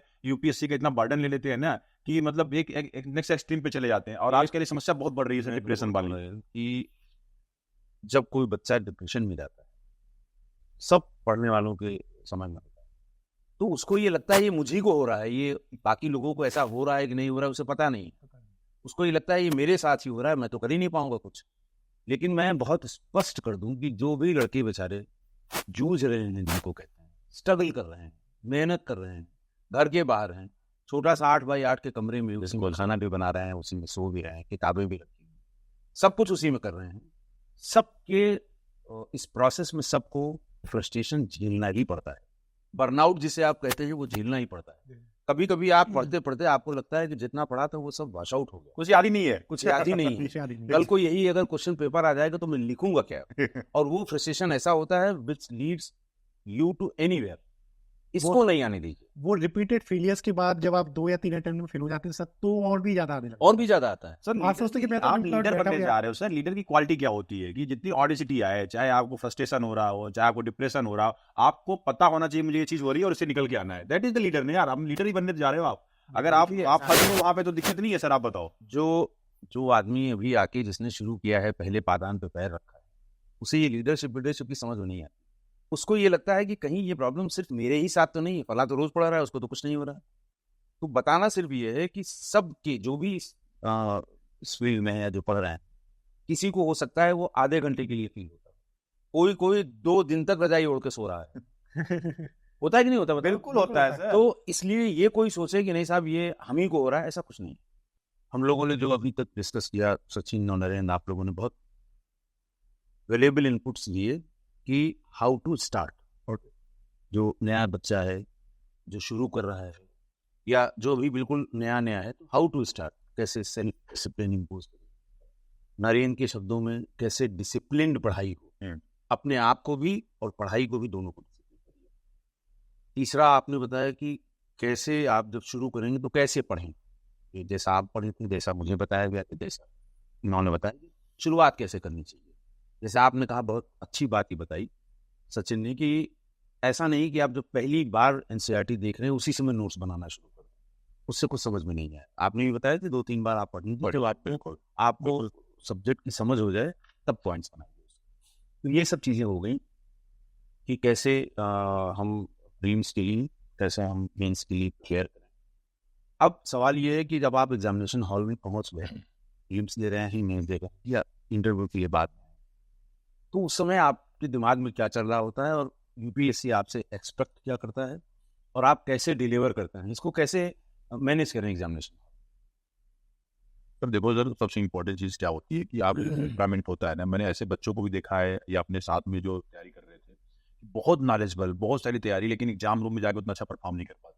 और या कह लो कि रात सवाल है, या तो रात करने के बाद मैं बता रहा हूँ रीजन क्या है ना सर, रात भर सो नहीं पाते, टेंस रहते हैं, या जाके वहाँ पे परफॉर्मेंस नहीं निकल रही है। तो इसका सबसे सर बेसिक जो फंडा जो मेरे को समझ में आता है ना, पहली बात तो जो एग्जाम का स्ट्रेस होता है सबके ऊपर होता है, उसे आप डिनाई नहीं कर सकते कि एग्जाम का स्ट्रेस नहीं है, या रात में आपने बहुत अच्छी नींद ले ली है और आप जाके बहुत अच्छा सा करने वाले हो। आप इन सब चीज़ को समझो पहले कि ये जो स्ट्रेस है इसे आप पॉजिटिव स्ट्रेस लो, मतलब निगेटिव तरीके से लेके मत जाओ इस स्ट्रेस को। और उसके बाद जब आप मतलब एग्जामिनेशन हॉल में जा रहे हो और आपको क्वेश्चन पेपर्स मिल रहे हैं, तो रीड आउट दी क्वेश्चंस, मतलब बहुत सावधानी से पढ़ो, चाहे प्रीलिम्स का हो चाहे मेंस का हो। सर कई बार क्या होता है ना, पूछा होता है एल निनो, आप लिख देते हो ला लिनो, क्योंकि आपका जो क्वेश्चन पढ़ने का जो सतर्कता है ना, आपके दिमाग उतनी होती नहीं है। तो पहली बात तो क्वेश्चन ढंग से पढ़ो आप, और बहुत ज़्यादा उत्साहित नहीं होना है कि पहले 2 क्वेश्चन आपको पढ़े हुए आ गए तो मतलब एकदम से आप उत्साहित हो जाओ कि अब बाकी क्वेश्चन ध्यान से नहीं दे रहे हो। जो मेरे को पर्सनली सचिन लगता है, कई बार हम लोग क्या होता है कि कुछ पढ़ा हुआ आ जाता है ना सर, तो बड़ा उत्साह बढ़ जाता है कि चलो यार ये 2 क्वेश्चन तो अपने आगे, बाकी देखते हैं। तो कभी भी क्वेश्चन पेपर जब हम देख रहे हैं तो ध्यान से क्वेश्चन पढ़ो, पूछा क्या है थोड़ा एनालाइज करो, टाइम लो उस पर। लिखने को तो आप लिख दोगे जो भी आएगा, पॉइंट वाइज आपकी तैयारी है, पूरी अच्छी तैयारी है, लेकिन क्वेश्चन को समझना और क्या डिमांड किया है उसको भी समझना, क्योंकि मेंस में सर आजकल ऐसे क्वेश्चन आ रहे हैं कि डिमांड को कंप्लीट करना उस क्वेश्चन को बहुत जरूरी है। आप उस पर टाइम दो। आप बहुत से लोग मैंने देखे 20 के 20 क्वेश्चन पूरे करके आ गए, लेकिन सिलेक्शन नहीं हो रहा, मेंस के लिए नहीं हो पा रहा। वो इसलिए नहीं हो पा रहा, ये बात सही कह रहे हैं सचिन। देखो आप, ये आपका तीसरा मेंस, तीसरा इंटरव्यू, तीसरा मेंस और तीसरा इंटरव्यू, बिल्कुल सर। चौथा बेस तीसरा इंटरव्यू। चौथा मेंस और तीसरा इंटरव्यू। आप अभी उस प्रोसेस में हैं। आप जो लिखने की या आंसर देने की या प्रीलिम्स में सही आंसर को पकड़ने की, जैसे कहते हैं, सही पकड़ में आ गया, आपने टिक कर दिया, ऑप्शन उसका लिख दिया, उस जगह पे एग्जामिनेशन हॉल में कैसे क्लिक करता है, या आपको ये समझ आ गई है अच्छी तरह से कि क्या चाहता है एग्जामिनर, इवेल्युएटर क्या चाहता है, यूपीएससी क्या चाहता है? तो अगर उसमें से कुछ ऐसा बता सकें नए लड़कों को, इससे उसका वो फायदा उठा सकें, क्योंकि आप एकदम प्रोसेस में हो। जैसा मैंने बताया कि 3 साल से तो प्रीलिम्स ही एकदम टेढ़ा मेढ़ा हो गया। बिल्कुल सर। और हो गया, इसमें कोई दो राय नहीं है। आप कट ऑफ देखिए ना, आपने बताया पहले 112, फिर 106, फिर सर चीजें कंसेप्चुअल ज्यादा हो गई हाँ, सर। conceptual आप जो- फैक्चुअल ज्यादा नहीं है, Factual टेढ़ा मेढ़ा नहीं कहेंगे सर। हाँ, इसके हाँ। लिए हम ये नहीं, कहेंगे कि मतलब आपसे जो सीधी लाइन पे चल रहा था, आपसे वो अचानक पिछले 3 साल बिल्कुल, बिल्कुल। यूपीएससी आपसे कंसेप्ट समझ की डिमांड कर रही है। और आजकल क्या है ना, इतना इन्फॉर्मेशन एक्सपोजर हो चुका है ना कि जो आपका नॉलेज बेस है और जो आपकी कंसेप्चुअल बेस है वो एकदम हाई लेवल पे ही रहना चाहिए। हाँ। ये बहुत जरूरी है। रही बात कोचिंग की, मैं बता दूं, जब प्रीलिम्स का पेपर दे के आए आपने ABCD सब, उसकी वो जो शीट होती है आपके पास है, तो एक तो होड़ होती है कि आधे घंटे में किसी न किसी का वो आंसर किया है, ऐसे और ज्यादा फॉल्ट उसी पे मिलेगी। और उसके बाद 2 घंटे बाद, फिर 4 घंटे बाद, फिर 8 घंटे बाद, फिर ग्रुप चलता है। टेलीग्राम के ग्रुप्स चल रहे हैं आजकल पढ़ाई में, हम लोगों के ज़माने में नहीं था, इवन आज भी हम नहीं चला रहे हैं। लेकिन अगर आप किसी पढ़ने वाले बच्चे से जो यूपीएससी की तैयारी में लगा हुआ है, वो क्वेश्चन पेपर भी वहीं से डाउनलोड कर रहा है, वो जो सेलेक्टेड कैंडिडेट्स हैं उनकी आंसर शीट्स जिनके पास इवेल्युएशन में गई होगी, उन्होंने कोचिंग वालों ने उन्होंने पोस्ट कर रखी, उसको देख रहा है। तो वहाँ आता है कि भाई अभी शंकर की नहीं आई है, उसकी सही आएगी। उसके बाद आप उसको देखिए, जब सबकी आ जाए कि इतने बड़े बड़े महारथी 4-4 लाख रुपए बच्चों से ले लेते हैं और सही आंसर उनको नहीं बता पाते सर। इसमें एक ऐसा भी आप इस बात से सहमत? बिल्कुल सर। बिल्कुल और 200%। कम से कम 10 से 12 क्वेश्चन उनके गलत होते हैं। 12-15 क्वेश्चन 12 इस साल question। में तो 15 क्वेश्चन कर 15 क्वेश्चन गलत। उसका कहीं जिक्र नहीं करते हो। और सी सेट, और उनका ये भी रहता है कि वो किसी एक सेट पैटर्न से पढ़ाते हैं, हाँ, एक और से पैटर्न चेंज हो गया ना तो सारे उलट जाते हैं। सारे उलट जाते हैं। इस वजह से 2023 में सब पैटर्न आया, सभी वही एलिमिनेशन मेथड से करवा रहे थे कि ये वाला गलत हो सकता है, और यूपीएससी ने एलिमिनेशन मेथड ही एलिमिनेट कर दिया। कहता रहा हूँ 44 क्वेश्चंस उसने ऐसे दे दिए कि जब तक आप चारों ऑप्शन को कहीं न कहीं बैक ऑफ माइंड में आप नहीं है, आप कर ही नहीं सकते। यही था ना? बिल्कुल सर। तो चीजें सर जो है सचिव जो बता रहे हैं ना कि आप डिमांडिंग बहुत ज्यादा हो गई है, कंसेप्ट डील करना चाहिए। और जो हम लोग बात कर रहे थे मेंस के अंदर जाके लिखने की, तो वो तो सर वही बात है कि अपने आप स्ट्रेस मैनेजमेंट कैसे कर रहे हैं, वहां पे जाके आपके मन की सतर्कता कितनी है, वो बहुत मैटर करता है सर उस समय, मतलब आंसर राइटिंग करते समय मेंस के टाइम पे। क्यों सचिन, सही बात है जी, जी, यहाँ? सर। और वो उतना इशू नहीं है सर। अगर एक बच्चा है जो प्रिपरेशन किया है तो वहां पे जाके लिख के आता है, वो उसके लिए बहुत बड़ा इशू नहीं है। प्रीलिम्स हार्डल था। अगर आप अब एक बार मतलब और बताऊं सर आपको कि जो बच्चा मेंस में बहुत अच्छा होता है ना सर, वो प्रीलिम्स में थोड़ा डाइसी रहता है। क्योंकि प्रीलिम्स का जो नेचर है, जो मेंस का नेचर है ना, एक दूसरे का कॉम्प्लीमेंट तो कर लो, लेकिन फैक्चुअल थोड़ा सा कभी भी प्रीलिम्स रहता ही रहता है। लेकिन जो कंसेप्चुअल रहता है ना सर, उसको फैक्ट्स कई बार उतने ज्यादा याद नहीं रहते। ये बहुत सारा हमें डिफरेंस इस वजह से ही मिलता है। आप ज्यादातर सर टॉपर्स देखेंगे, हाँ। वो अपने प्रीलिम्स में फेल जरूर हुए होंगे, मेजॉरिटी ऑफ द टॉपर हाँ। जो अपने टॉप रैंक में लेके आए, क्योंकि उनके पास उनका मेन हर्डल ही प्रीलिम्स रहता है आजकल। क्योंकि सर दोनों का नेचर थोड़ा सा Nature जैसे एक बात सचिन ने कही, नहीं वो भी बात समझने की कोशिश की कि कुछ लड़के हैं जो 20 के 20 सवाल करके आते हैं, ठीक है, लेकिन सिलेक्शन नहीं हुआ उनका। और ऐसा भी नहीं कि सब गलत करके आए हैं, करके सब आए हैं। तो अब मैं वही जानना चाह रहा था कि आखिरकार क्या डिमांड है यूपीएससी? तो सर जो इवेल्युएटर क्या चाहता है, तो हमारे इलाहाबाद यूनिवर्सिटी के बहुत सारे जो टीचर्स हैं, बहुत से लोग प्रोफेसर हैं जो इवेल्युएट करते हैं काम किया। मेरी उनसे बात हुई थी जब मैं प्रिपरेशन कर रहा था, तो कहते नहीं सर, उन्होंने ये तो नहीं बताया मैं पैनल पे हूँ, मैं कापियाँ चेक करती हूँ, लेकिन उन्होंने बताया कि देखती क्या है। तो ये जो बात है सर कि कीवर्ड्स होता है, ये सब कुछ भी नहीं है सर। मैं कहता रहा हूँ कि मार्केट में ऐसा ये शिफ्ट ह्यूमर बनाया जाता है, बनाया क्योंकि अपनी मार्केटिंग करने के लिए। तो इस पे तो बच्चों को नहीं जाना चाहिए सचिन, मेरे ख्याल से। और बाकी जो आप बताओ सचिन, क्यों 20 क्वेश्चन करने का सेशन क्यों नहीं होता, आप बताओ बोले सर। क्योंकि हमारा फोकस उन 20 क्वेश्चंस पे करने पे रहता है।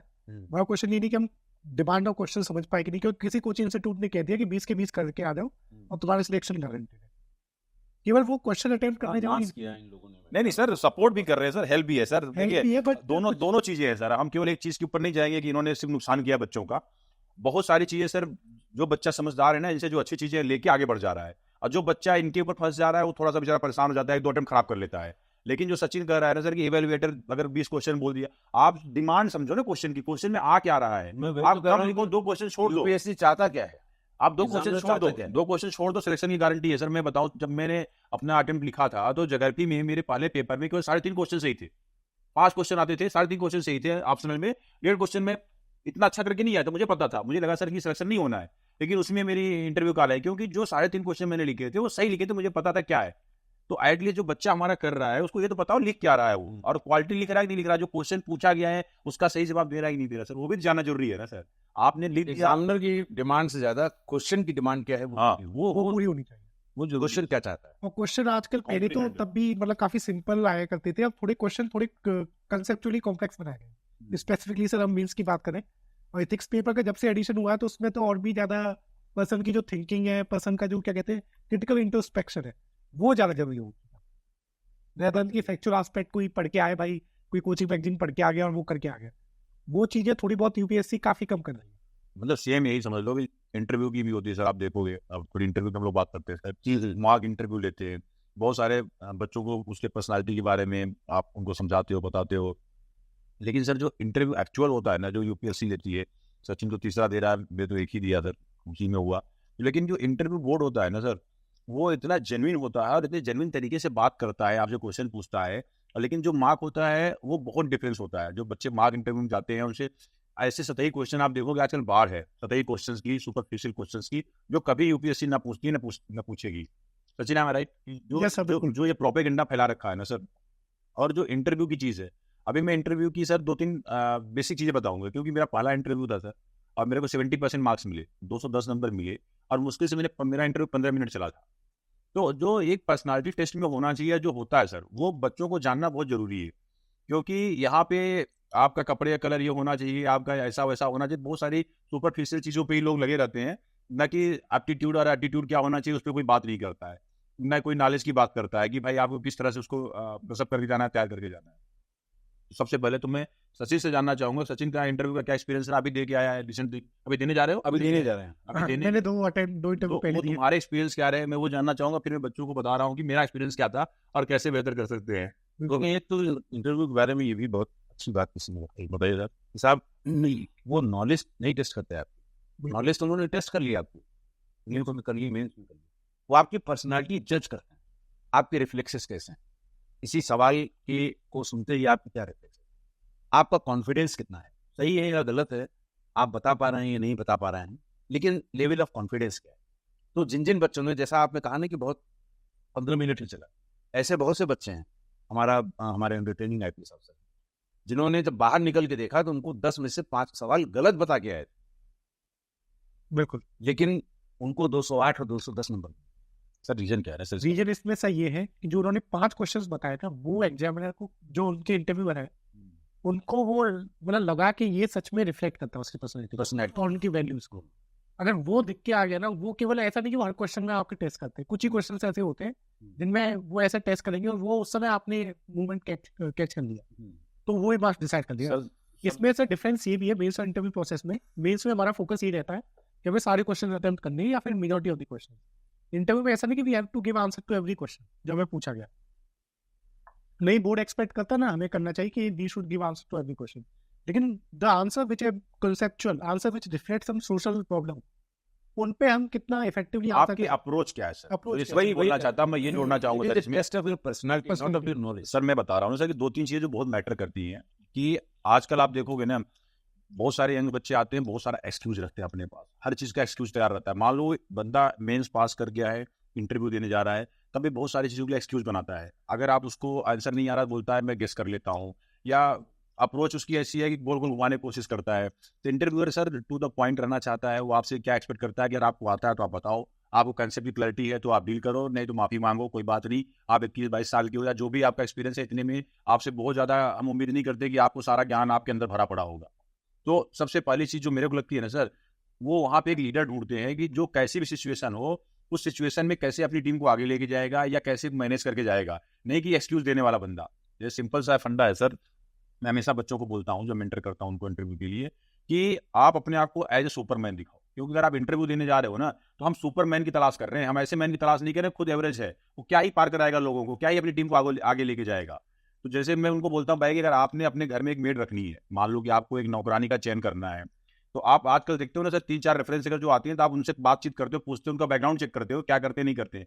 अब चलिए सर कि आपको सौभाग्य मिल गया कि आपको मेड रखने के लिए 4 मेड का इंटरव्यू करना है आपको, तो आप क्या पूछोगे उनसे? आप यही पूछोगे ना कि आपका पुराना इतिहास क्या रहा है, क्या तुम चोरी चमारी तो नहीं करती हो, क्या तुम बर्तन साफ करते हो, तोड़ती तो नहीं हो, ये सब पूछोगे ना सर। अगर किसी ने बोल दिया उसमें से कि साहब मैं कभी कभी मेरे से बर्तन टूट जाते हैं, मैं सफाई करती हूँ, कभी कभी कोई बोल दे कि साहब मैंने पहले चोरी की थी अब नहीं करती हूँ, और एक आती है बोलती है न तो मैं कहीं बर्तन तोड़ती हूँ सर, न तो मैं कभी चोरी करती हूँ, ना मेरा कोई ऐसा इतिहास रहा है, तो आप बताओ आप किसको रखोगे, किसको सिलेक्ट करोगे आप? नहीं, देखो, हम तो पहले ये भी देखेंगे कि कितने कॉन्फिडेंस से सही बोल रही सर कन्विक्शन मैं उसी बात कॉन्फिडेंस से वो झूठ बोल रही है, दोनों चीजें हैं। वो चीजें है सर। सर देखो इसमें ये भी एक ऑनेस्टी जरूर मेंटेन करनी। ऑनेस्टी कहाँ से आती है सर, मैं बताऊं सर। देखो आप जब बात करते हो ना, अगर आप यहाँ से बात करोगे इंटरव्यू पकड़ लेगा, इसी मुंह से बोल रहा है, लेकिन अगर आप अपने पूरे कन्विक्शन के साथ, पूरे बॉडी के साथ बोल रहे हो ना सर, इंटरव्यू को छोड़ो, झूठ तो बोलना नहीं पहली बात, लेकिन आप जब भी बोल रहे हो ना, सच भी बोलो, कन्विक्शन के साथ बोलो, मुझे लगना चाहिए कि आपके अंदर कन्विक्शन है, आप जो बोल रहे हो वैसा आप करोगे, तब जाके सर आपकी बात वहां बनेगी, तब आपका एटीट्यूड और अप्रोच आपकी वहां मैटर करेगी। सचिन एक बात ही बताओ, आप 2 इंटरव्यू दे के आए, जी सर। क्योंकि मार्क्स आपको पता है, तीसरा देने जा रहे हो जी। पहले और दूसरे इंटरव्यू में जैसे पहला आप दे के आए, तो ये आपको पता होगा कि आपने अच्छा किया, बहुत अच्छा किया, कम अच्छा किया, मीडियम किया, या ये मुझसे गलतियां होगी। सब अपनी अपनी गलती तो आदमी को एग्जाम देने के बाद 4-6 लोगों से बात करने के बाद पता लग जाता है। तो सेकंड में जब आप गए, तो आपने उन गलतियों से कोई सीख लेके उसको इम्प्रूव करने की कोशिश की, या ऑल टुगेदर दोनों इंटरव्यूज डिफरेंट थे और हम ये एक्सपेक्ट करें कि तीसरा उससे भी बिल्कुल डिफरेंट होगा? तो ये मतलब 2-2 इंटरव्यू देने के बाद आपको ये ऐसा किसी स्टेज पर ये लगा कि शायद मेरी इस गलती की वजह से, या शायद मेरी स्लिप की वजह से, शायद मेरे जो आपने मिस इंटरप्रेट कर लिया किसी चीज़ को, किसी टॉपिक को जो वो पूछ रहे थे, उसकी वजह से मुझे उतने नंबर नहीं मिले जितने मैं एक्सपेक्ट कर रहा था। तो आपने सेकंड में उसको इम्प्रूव करने की कोशिश जी सर बिल्कुल की होगी, हर हाल में की होगी, सब जो रहता सर। है। जब मेरा पहला इंटरव्यू हुआ था, तो उस समय काफी कम नॉलेज होती है पहले इंटरव्यू में, तो आपको काफी सारे रूमर्स वगैरह से बहुत ज्यादा साउंडेड रहते हैं कि क्या इंटरव्यू प्रोसेस कैसे रहेगा।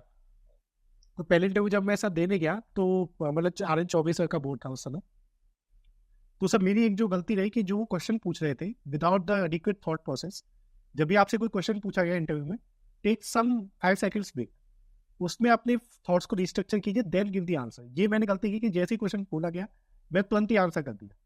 वो जो बताया जाता है ना कि साहब आप बहुत सोचिएगा मत, वहां पे रिफ्लेक्स आपका बहुत तुरंत होना चाहिए, जवाब तुरंत आना सर। बहुत सब्जेक्टिव है सर, हाँ, बहुत सब्जेक्टिव है, क्योंकि जो सचिन बता रहा है ना सर, आप समझो कि मेरा जो नॉलेज रहा होगा और जो मैं पहले अटेम्प्ट में जब दे रहा था, परवीन तलहा जी का बोर्ड था, आप कभी भी पाज वाज नहीं सर, आंसर आता है तो आप सुनो। अगर मेरे थॉट प्रोसेस अगर मुझे है, आजकल तो लोग ये भी ट्रेंड बना लिए हैं कि सर मैं 1 सेकंड चाहूंगा सोचने के लिए, 1 मिनट चाहूंगा सोचने के लिए, इस पे सिखाया जाता है बच्चों को, ये मॉक वाले सिखाते हैं सब। सर सब चीजें साइड में आप रखो, अगर आपसे कोई क्वेश्चन पूछा जा रहा है, नहीं एक मिनट, जैसा ये कह रहा है कि जैसे पहले इंटरव्यू में 24 का बोर्ड पड़ा, इसका सचिन ये बताते हैं कि मुझे ऐसा लगता है कि मुझसे ये गलती हुई कि उनके मुंह से सवाल निकला नहीं कि मैंने जवाब दे दिया, बिना उसको एनालाइज किए हुए या बिना सोचे हुए। ऐसा भी है कि आप जब आंसर देते हैं तो आपका जब आप सोचेंगे उसे, तो आपको ये फ्लक्स भी समझ में आएगा ना, आपको जो प्रायोरिटी पॉइंट फैक्टर है ना वो भी समझ में आएगा।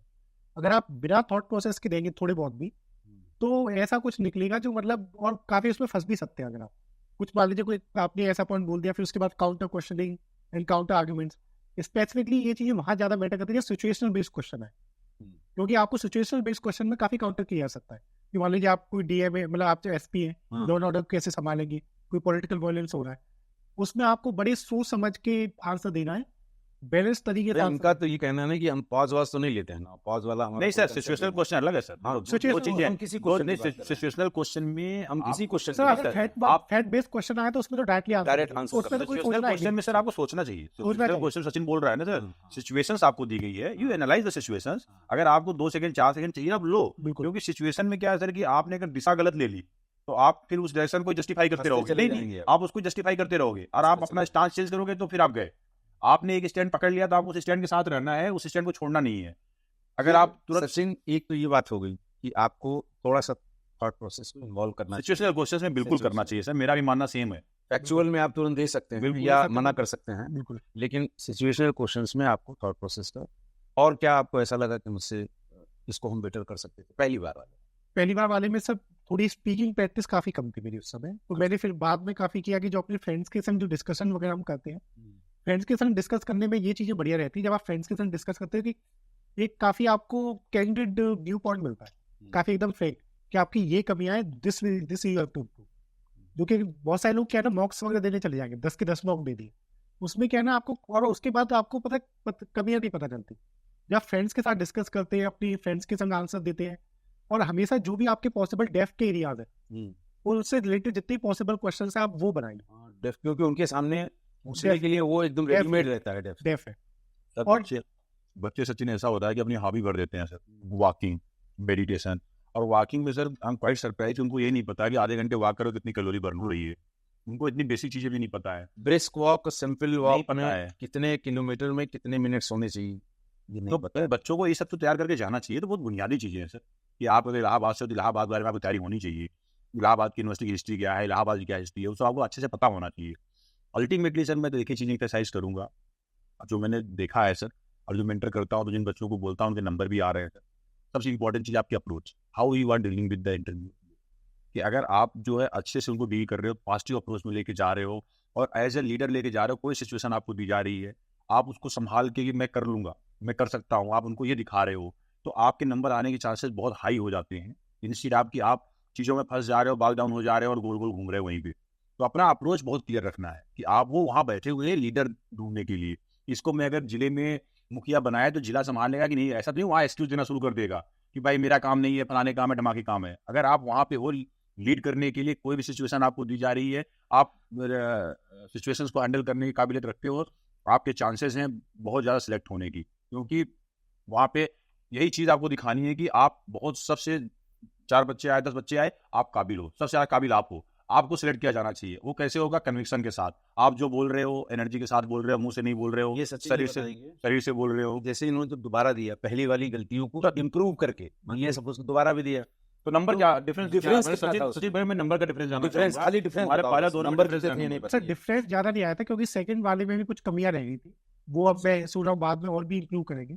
तो सर ये कंटिन्यूअस प्रोसेस है, नहीं लेकिन मैंने- सर, ये पर्सनालिटी होती है। पर्सनैलिटी होती है और सब्जेक्टिव रहता है, मतलब ये over the period of time में बनती है पर्सनालिटी सर। मैं आपको बताऊंगा सर, क्योंकि पर्सनालिटी आपका ना कोई मॉक इंटरव्यू बदल सकता है, कोई नहीं ना रातों रात आप बदल सकते हो। आपका जो सोचने का तरीका है, अगर वो रिएक्शनरी है तो रिएक्शनरी ही रहेगा। आपकी सबकॉन्शियस माइंड वो चीज बैठी हुई है कि आपको कैसे रिएक्ट करना है। अगर आपका पर्सनालिटी एक्शन लेने वाली है तो आप एक्शन ओरिएंटेड ही रहेंगे, आप कभी रिएक्शन नहीं देंगे। किसी भी चीज को लेकर रिएक्शन नहीं निकलेगा। आप उसको बेहतर कैसे कर सकते हैं, आप उस पर बात करेंगे। अगर आपको किसी की तारीफ बुराई भी करनी है ना, तो आप उसको ये नहीं बोलेंगे कि यार तुम्हारी 4 गलती मैंने पकड़ ली है, इधर आओ इधर आओ, बहुत गलत है ये, ऐसे नहीं बोलोगे। आप उसको बोलोगे कि इस चीज को और अच्छे से ऐसे किया जा सकता था। तो ये अप्रोच होता है आपको डील करने का। इंटरव्यूअर बोर्ड यही देखता है कि आप किस अप्रोच के इंसान हो। जैसे मान लो सर, इसने मुझे आंसर राइटिंग दी, अब उसने 4 चीजें इसने गलत लिख दी, तो मेरा एक तरीका क्या है, अरे सचिन तुमने ये 4 चीजें गलत लिखी हैं। एक तरीका होता है इसको ऐसे डील करने का। दूसरा, इसको बिठा के सचिन इस आंसर को तुम ऐसे लिख सकते थे और बेहतर होता। ये अप्रोच होता है कि आप चीजों को देख रहे हो, किस नजरिए से देख रहे हो। वो नजरिया जो है मैटर करता है सर। आप पता है कि चीजें गलत हैं, लेकिन उस गलत वाले को गलत साबित करके उसकी पर्सनालिटी क्वेश्चन चिन्ह लगा के अल्टीमेटली तो मैटर करता है जो नंबर मिलते हैं।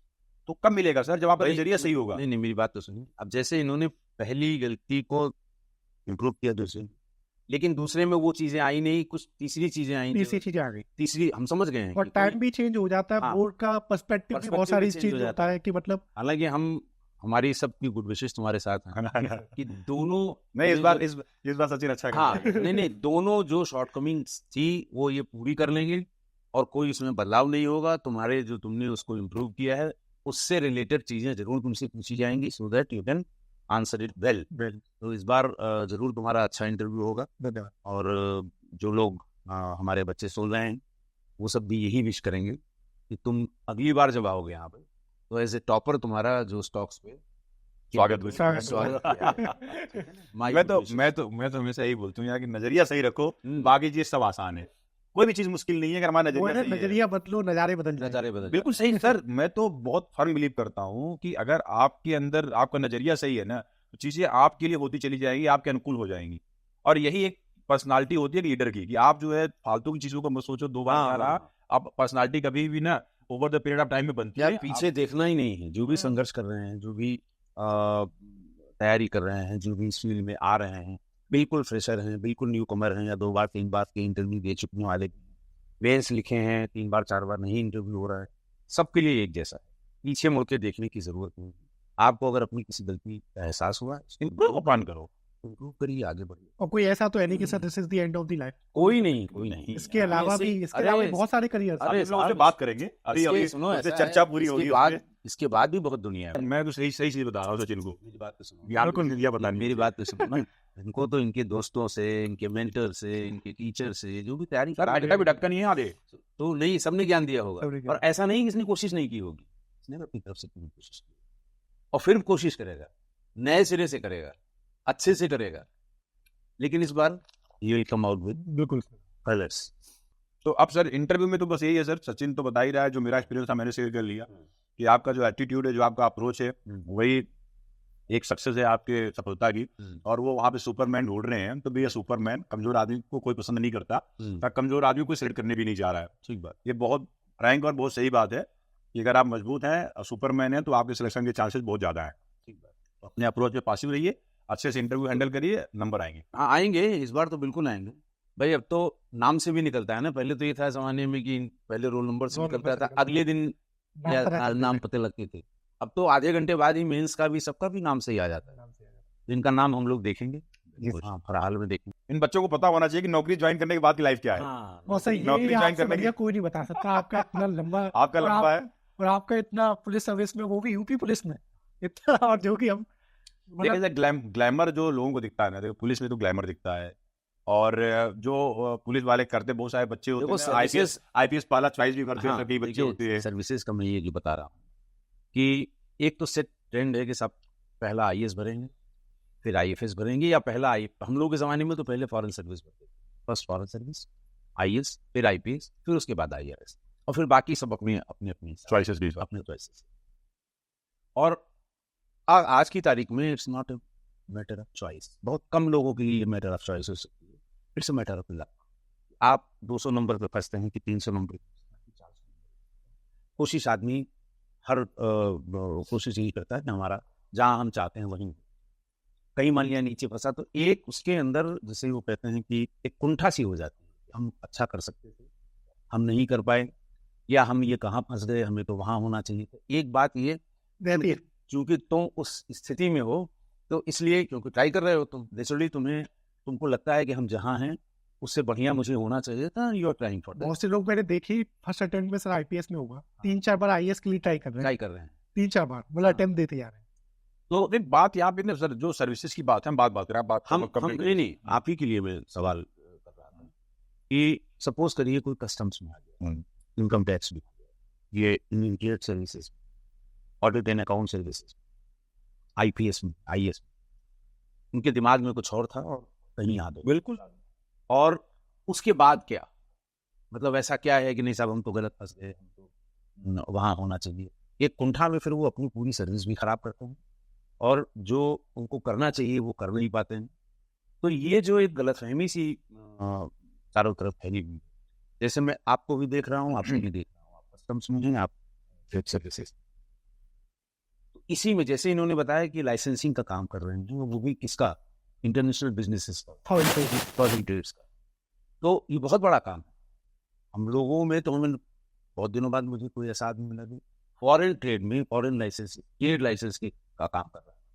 आप जीएसटी इन्वेस्टिगेशंस में तो बहुत अच्छा माना जाता है, बहुत साल रहे हैं हमारे ख्याल से 5 से 6 साल की इन्वेस्टिगेशन, DRI और DGCI, तो वो अपना उसका अलग एक्सपीरियंस। तो हमारा ये कहना है कि हर सर्विस में, हमारी सर्विसेज की भी, पुलिस सर्विसेज की भी फायदे, दूर से देखने में, जैसे जिसने फर्स्ट प्रेफरेंस आईपीएस भरा, आईएएस में सेकंड कर गया, तो वो जो आप कह रहे हैं ना कि वो जो ग्लैमर है उस पोस्ट का, सब दीवी बत्ती आएगी, पर्दी पहन के एक आदमी आएगा, दरवाजा खोलेगा, जहाँ चौराहे पे खड़े हो जाएंगे लोग, जी हुजूर जी सरकार करेंगे, जिसको चाहा उसे 2 थप्पड़ मार दिया, जिसको चाहा उसे 5 गाली दे दी। तो बाहर से देखने में ये होता है ना साहब, ये तो इससे तो रुतबे वाली कोई नौकरी नहीं है, लेकिन दरअसल ऐसा है नहीं। बिल्कुल नहीं है सर। ऐसा बिल्कुल नहीं है। बिल्कुल नहीं। मैं आप तो सुनी सुनाई बता रहे हो, मैं भुगती हुई बता रहा हूँ। नहीं सर, ऐसा बिल्कुल नहीं। बिल्कुल नहीं है। और सर्विस में आने के बाद सबसे पहला धक्का इसी चीज में लगा। और सबसे बड़ा धक्का, अगर कोई इस हिसाब से आया है कि साहब वहां मुझे ग्लैमर है, ग्लैमर है, तो आप ये समझ लीजिए कि जैसे ही वो पैर रखेगा वैसे ही उसकी दिशा भटक, वो कहीं चल रहा होगा, कहीं पहुंच जाएगा। बहुत ढेर सारे इसके example, not to quote anyone, बहुत ढेर सारे ऐसे एग्जाम्पल जो आए और फंस गए। तो सर्विसेज में कोई ऐसा डिपार्टमेंट। मैं एक चीज और ऐड करना चाहूंगा सर। चलिए, तो शुरुआती का दौर है कि जब आप डीएम लग रहे हो या एसपी लग रहे हो, लेकिन आफ्टर अ सर्टेन टाइम जब आप डिप्टी सेक्रेटरी बनते हो, यही आईएएस एक मिनिस्ट्री में डिप्टी सेक्रेटरी होता है, यही इंडियन ट्रेड सर्विस का बंदा डिप्टी सेक्रेटरी होता है, यही आईआरएस, सारी सर्विसेज वहाँ बराबर है। बराबर, मंत्रालय के अंदर कोई सर्विस ऊपर नीचे नहीं है। मेरा देखो 100 का कहना ये है कि सर्विसेज सब बराबर। जो बच्चों कुंठा की बात आप, मैं उस पर आना चाहता हूँ कि किसी भी अगर कोई भी इंसान है या बच्चा है जो प्रिपरेशन करने पर किसी सर्विस में आ गया है, तो you should see the merit and demerit of the service. आप एक सिविल सर्विसेज की में बात करते हो, आईएएस की, आईपीएस की, तो उनकी पर्सनल लाइफ जो है ना, अगर मैं देखता हूँ जब उनके जिले में पोस्टिंग है, जो भी मेरे बैचमेट्स हैं या जूनियर्स हैं, अगर आप उनकी जिले में पोस्टिंग है सर, आप उनकी पर्सनल लाइफ के बारे में जो बात ही नहीं कर सकते। कोई पर्सनल लाइफ उनकी नहीं है, इवन संडे तक को उनको टाइम नहीं मिलता अपनी फैमिली को देने के लिए। लेकिन एक आईआरएस के लिए जो है ना, एक इंडियन ट्रेड सर्विस वाले के लिए अपनी फैमिली लाइफ है उसकी। तो जो मेरिट्स और हम डीमेरिट्स की बात करते हैं, दोनों वहां पे एक लेवल पे जाके मैच हो जाती है। और आप 5 साल पे कुछ प्लस है, कुछ माइनस। तो अगर आप 4 साल फील्ड में काम कर लेते हो ना सर, 4 साल की फील्ड में end of the day satisfaction. लेकिन बस वो सबसे बड़ी बात, ग्लैमर जो मैंने है लोग ना, ऐसे देखे जो ग्लैमर देख के किसी सर्विस में आए, कुछ लोगों को इनकम टैक्स का ग्लैमर सर, मैं इसमें है, आज भी है। रेड मारने का जो ग्लैमर ईडी आज दे रही है, ईडी से बड़ी कोई सर्विस है आज की डेट में? आप बताओ सर। सब आईपीएस आईएएस ईडी को जुड़ना चाहता है आज की डेट में। ऑन कैमरा बोल रहा हूँ सर कि हर कोई रेफरेंस मांग रहा है कि मेरे को वहां के ज्वाइंट डायरेक्टर से मिलवा दो, मेरे को वहां से पहचान करवा दो। तो सर ये मैं वो जो क्लियर कह रहा हूँ, वो ग्लैमर, अगर किसी के दिमाग में वो ग्लैमर घुस गया और फिर वो उसके पीछे भाग रहा है, तो आप समझिए भटक जाएंगे, क्योंकि अल्टीमेटली सब बराबर है। सर, इसमें मैं यूपीएससी का उदाहरण देना चाहूंगा। लोग आईएएस की तैयारी करते हैं, आईएएस सर्विस सिलेक्ट होने के बाद उनका अगला वो दायरा वो रहता है कि भाई कैडर कौन सा मिलेगा। कैडर कौन सा मिले? कोई यूपी का कैडर, कोई यूपी के बंदे को नागालैंड कैडर मिल गया, वो इस वजह से परेशान है कि नागालैंड कैडर पूरी सर्विस और परेशान रहेगा। और यूपी कैडर मिल गया, हाँ, तो ये डर रहेगा, मतलब ये रहेगा कि मुझे अच्छा डिस्ट्रिक्ट क्यों नहीं मिला, मुझे लखनऊ और कानपुर क्यों नहीं मिला, मुझे बहराइच गोंडा में क्यों डाल दिया गया। ये रहता है अभी। तो ये सेटिस्फैक्शन देखिए ऐसा, अल्टीमेटली आपका सेटिस्फैक्शन आपके लिए, चाहे आप जिस सर्विस में, चाहे आप रेवेन्यू सर्विस में, आप आईएएस प्रॉपर में, आईपीएस में, या बहुत ढेर सारी सर्विसेज, ऑडिटिंग अकाउंट सर्विसेज, सब बराबर हैं। आपको जहाँ मौका मिला है, ऊपर वाले ने आपको एक जगह जहाँ तलाश की दी, अपना बेहतर करिए, एंजॉय करिए वहाँ पे, अपना बेस्ट वहाँ दीजिए, एंजॉय करिए। और रही बात पुलिस की, जो आप कह रहे हैं, मैं जैसे कहते हैं ना कि मैं पुलिस सर्विस से निकला और मुझे पूरा सेटिस्फेक्शन है कि मैं पुलिस सर्विस में, पूरा सेटिस्फेक्शन, मुझे किसी तरह की गिला शिकवा नहीं, किसी तरह का गिला शिकवा। खूब जिले की, मैंने बताया कि दोनों प्रीमियर एजेंसीज जो यूपी एसटीएफ एटीएस, उनको उनका मैं फाउंडर मेंबर था। एसटीएफ का आप समझ सकते हो कि बनी थी, और फिर हम लोगों को सक्सेस एक के बाद एक मिलती गई। तो जो सोसाइटी हम लोगों को जिस निगाह से देखी, उस जमाने की आप कटिंग्स देखिए, उस जमाने की न्यूज़ देखिए, उस जमाने की सोशल मीडिया पे बहुत ढेर सारे न्यूज़, तो वो जो इज्जत मिली, शोहरत मिली, मुझे तो 4 गली की मीटर। क्या बात है सर। मैं यूएन की पीस की मिशन में साल भर रहा हूँ, और क्या क्या नहीं मिला मुझे, यूएन पीस की में नहीं मिला। मैं फॉरेन ट्रेनिंग में गया, स्टेट सर्विस से, एसएसपी लखनऊ भी रहा, एसएसपी मेरठ भी रहा। तो और किस तरह का सेटिस्फेक्शन, मैं कभी भी ऐसा नहीं रहा कि कहाँ फंस गए हमारे दोस्त, सब वो फलाने हैं तो फला काडर में ये एक ही है, कभी नहीं रहा। आप जहाँ हैं वहाँ करिए, आपका जो व्यू है वो मिलेगा। और जिस भी जगह है, सब जगह काम करने की गुंजाइश, खूब काम करने की गुंजाइश। नहीं सर, बेहतर काम करने की गुंजाइश है। और आप अपनी जिस डिपार्टमेंट में है, उस डिपार्टमेंट में भी एक आगे, मतलब कहते नहीं कि आप एग्जाम्पल सेट कर सकते हैं अपने काम से, क्योंकि आप चाहे रेवेन्यू सर्विस में ही क्यों ना हो और चाहे ट्रेड सर्विस में क्यों ना हो, क्योंकि पॉलिसी के लेवल पे हमें हमेशा मौका रहता है इम्पैक्ट करने का, क्योंकि आप जो सजेशन देते हो, सुझाव देते हो, उससे जो पॉलिसी बनती है सर। तो आप अगर अपने काम में पक्के हो और आप अच्छी चीज़ों को स्टडी कर रहे हो, तो बेहतर जीएसटी कैसे बेहतर बना सकते हो, या ट्रेड में और क्या बेहतर हो सकता है, आपका इनपुट हमेशा मतलब कहते नहीं कटिंग एज पे रहता है। आप जो बोलो ऐसा है ना, मैंने और you would be the person who would be always seed in the department, मतलब आपको हमेशा, मतलब एक वो सलाहना जरूर, आपको अपने काम का, अगर आप इंटेलिजेंट है आपको अपने काम का रिकॉग्निशन जरूर मिलेगा किसी ना किसी देखो नरेंद्र, हमने तो पुलिसिंग के दोनों जमाने देखे। 90s का जमाना देखा जब सब मैनुअल होता, FIR लिखने वाला मुंशी लिखता था। पुराने जमाने की FIR अगर आपको कोई मिली तो मुंशी भी मुश्किल से पढ़ पाता कि हमने क्या लिखा था आज से 10 साल पहले, जब वो गवाही देने आता था कोर्ट। उसके बाद गवाह पूछे जाते थे वादी से, जो कंप्लेनेंट, तो कोई गवाह लिखवाओगे तो बताता है हाँ फला फला लिख दी, वो चाहे उस दिन दिल्ली में हो, चाहे कोलकाता में हो, चाहे मद्रास में लिखे जाते। 90s इतना खराब पीरियड था पुलिसिंग के लिए, सोसाइटी के लिए। आप किसी भी बड़े ऐसे क्रिमिनल पॉलिटिशियन को नेम करिए, उनकी पूरी क्रिमिनल हिस्ट्री 90s की, 90s में हुए सारी क्रिमिनल हिस्ट्री। किसी को ले लीजिए, मैं नाम लेने में कोई गुरेज नहीं। मुख्तार अंसारी को देख लीजिए, श्री प्रकाश शुक्ला को देख लीजिए, हरिशंकर तिवारी को देख लीजिए, पूरे जो वीरेंद्र शराही के, हाँ, जितना ये सब 90s की उपज। क्यों? सारा काम मैनुअल था। सरेआम 5 आदमियों को मार दिया, 10 उसमें गवाह हुए। दबंग आदमी है तो वो या तो गवाही देने जाएगा नहीं, और जिद करेगा तो गवाही देने से पहले मारा जाएगा, या फिर वहां जाएगा तो कह देगा सरकार में तो उस दिन मौके पे था ही नहीं, यानी होस्टाइल हो जाएगा। और साल दर साल, आपको पता है कि अतीक को किसी केस में सजा नहीं हुई, कितना पुराना, कितना लंबा उसने केस हिस्ट्री। और दबंग इतना कि हाई कोर्ट के 11 बेंचेस ने, जजेस ने उसकी बेल एप्लीकेशन सुनने से मना कर दिया, पास ऑन कर दिया। 11वें ने उसको जमानत दे दी। आज संभव है क्या? ये सब 90s की उपज, सब के सब 90s की उपज। और क्यों उपज से? बैलेट था उसमें। 2 चीजें जो 90s के बाद, क्रिमिनलाइजेशन भी उस समय, हाँ, उसी समय criminalisation of politics, criminalisation of politics उसी में हुआ। ये पहले के बड़े नेताओं के लिए बूथ कैप्चरिंग था, जिसको बूथ क्या बोलते हैं, छापना कहते थे। बिहार की तरफ, ईस्टर्न की तरफ, कि बूथ छापे गए, 10 आदमी घुस गए राइफल लेके, सब उनसे बैलेट पेपर ले लिए, एक एक मोहर लगाए, मोहर को बक्से में डाल दिए, सील होके वो चला गया, गिना गया।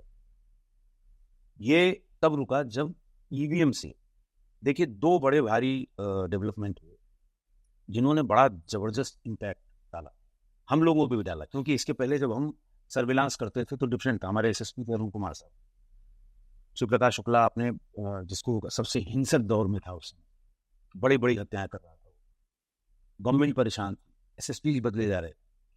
ये हुआ कि भाई ये जो फोन कर रहा है इसको सुना कैसे जाए, तो टेलीफोन के खंभों में DP बॉक्स हुआ करते। DP बॉक्स से जिस नंबर को सुनना होता था उसका पैरेलल निकाला जाता टेलीफोन मिक्सिंग बॉक्स से, और फिर वहां एक टेंट, तंबू लगता था, जगह जगह लगा रहता था कि साहब यहाँ नीचे लाइन खराब हो गई है और खोद की बनाई जा रही। वही पैरेलल पे रख के हम लोग बैठते सादे कपड़ों और ओवर हीयर करते। ये कोई सोच भी नहीं सकता आज के टाइम। लेकिन यही, और कहीं और नहीं, लखनऊ में 3-3, 4-4 जगह तंबू लगे हुए हैं हम लोग सुन रहे हैं। धीरे धीरे मोबाइल फोन आए। शुरू में मोबाइल फोन में रिकॉर्डिंग ऐप डाउनलोड किए जाते, ये जो सो मोटो आप रिकॉर्ड कर लेते हैं, बिल जो होता है कि आप में कॉल रिकॉर्ड हो, ऐसा नहीं था। आप ऐप डाउनलोड करिए, अगर आप सामने वाले को रिकॉर्ड, ऐप में ये दिक्कत थी, उसमें थोड़ी थोड़ी देर पे बीप आती, सामने वाला जज कर लेता था कि हमारा फोन रिकॉर्ड किया गया। बहुत बाद में, जैसे 98 में सबसे पहला मोबाइल, मतलब मोबाइल का सर्किल आया, वेस्ट में 6 महीने पहले आया, इसमें 6 महीने बाद आया। और तब वो थे पुश पैड्स थे, पार्टी पैड नहीं, जिसमें आपको अगर बी टाइप करना है तो 2 बार, एक वाली की को 2 बार करेंगे तब मैसेज बी टाइप होगा। वो मैं नोकिया का फोन में देखा था, हाँ, बहुत पुराना है। एक हाथ में आप उसको रखते थे, वैसे ऐसे करके टाइप करते तब मैसेज टाइप। ठीक है। उसके बाद फिर रिकॉर्डिंग वाले फोन आने लगे, फिर नंबर ट्रांसफर होने लगी, हम घर बैठे सुनने लगे। हम पहले स्टीव पहली यूनिट है पीढ़ी जिसने फोन सुनना शुरू किया था, और श्री प्रकाश का आतंक जैसे कहते हैं चरम पे था उस समय। और जब पहली बार हम लोगों ने उसका नंबर सुनना शुरू किया, पहली कॉल, ये बात कहीं से लीक हो गई, प्रेस वाले घुमा करके फोन टेप किए जा रहे हैं, उसकी जो कन्वर्सेशन हम लोगों ने रिकॉर्ड की मोबाइल पे, तो वो कहता है कि बेवकूफ बना रहे हैं, इसमें तार है ही नहीं है तो ये कहाँ से रिकॉर्ड करें। ये कंसेप्ट देखिए, इसमें जब तार नहीं है तो कैसे इंटरसेप्ट होगा। सालों साल यही चलता रहा। खैर अब तो सब जान गए हैं, सब चीज़ें नेट पे आ गई हैं, सब उस पे आ गई। तो वो दौर भी हमने देखा जब सब कुछ मैनुअल था। क्राइम करने के बाद साफ साफ लोग निकल जाते थे।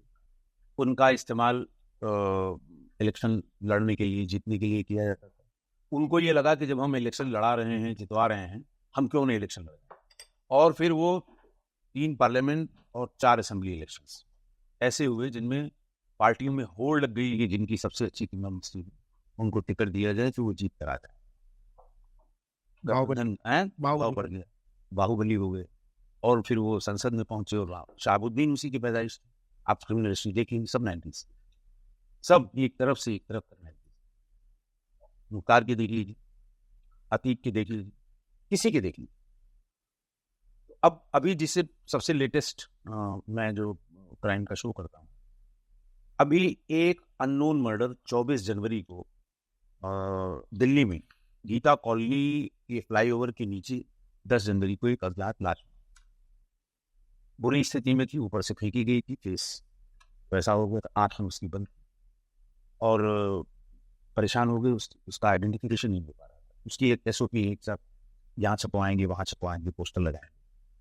किसी सब इंस्पेक्टर ने ये दिमाग लगाया कि अगर AI से इसकी साफ तस्वीर निकल जाए तो हो सकता है पहचान में। और फिर किसी AI टूल से उस अननोन डेड बॉडी की फेस की तस्वीर निकाली। क्या बात है, क्या बात। और उसको फिर पोस्टर बना के सब जगह चिपकाया गया। छावला थाने के नोटिस बोर्ड में भी लगाया गया, दिल्ली का थाना। उसमें उस दिन उसके जानने वाले परिवार के किसी आदमी ने देखा कि वो जो भाई तुम्हारा 15 दिन से गायब है, उसकी फोटो छावला थाने के नोटिस बोर्ड पे लगी थी। उसका भाई बात है, उसने कहा कि तुम्हारा भाई है। तो अब ये जो AI टूल्स हैं, अब देखिए हाथ से FIR लिखनी, CCTNS का आपको पता होगा, CCTNS से FIR होती है पूरे देश में एक ही फॉर्मेट, लैंग्वेज कोई भी हो, तमिल हो, कन्नड़ हो, हिंदी हो, बंगाली हो। आपको पता है कि जो रजिस्टर है क्राइम का वो इस जगह लिखा हुआ है। किसी भाषा में आप सरसरी अगर डालेंगे तो आपको अंदाज हो जाएगा कि ये शिकायत क्या है, सेक्शंस कौन कौन से केस में लगे हुए। एक फॉर्मेट होता है। अब केस डायरीज भी कंप्यूटर से निकल गई कि वो सब इंस्पेक्टर ने इन्वेस्टिगेटर जो चाहा वो लिख दिया। अब जो एविडेंस है वो साइंटिफिक एविडेंस ज़्यादा है इन्वेस्टिगेशन। एक ग्रीष्मा वोकारिया मर्डर केस हुआ सूरत, साल भर पहले, 2 साल पहले, बामुश्किल तमाम 1.5-2 साल पहले। एक लड़के और लड़की के बीच में कुछ आपस में एक तरफा अफेयर था। लड़के ने फ्रस्ट्रेशन में कॉलेज से लड़की को चेस करके उसके घर तक वो आया, वो घर के भीतर घुस गई।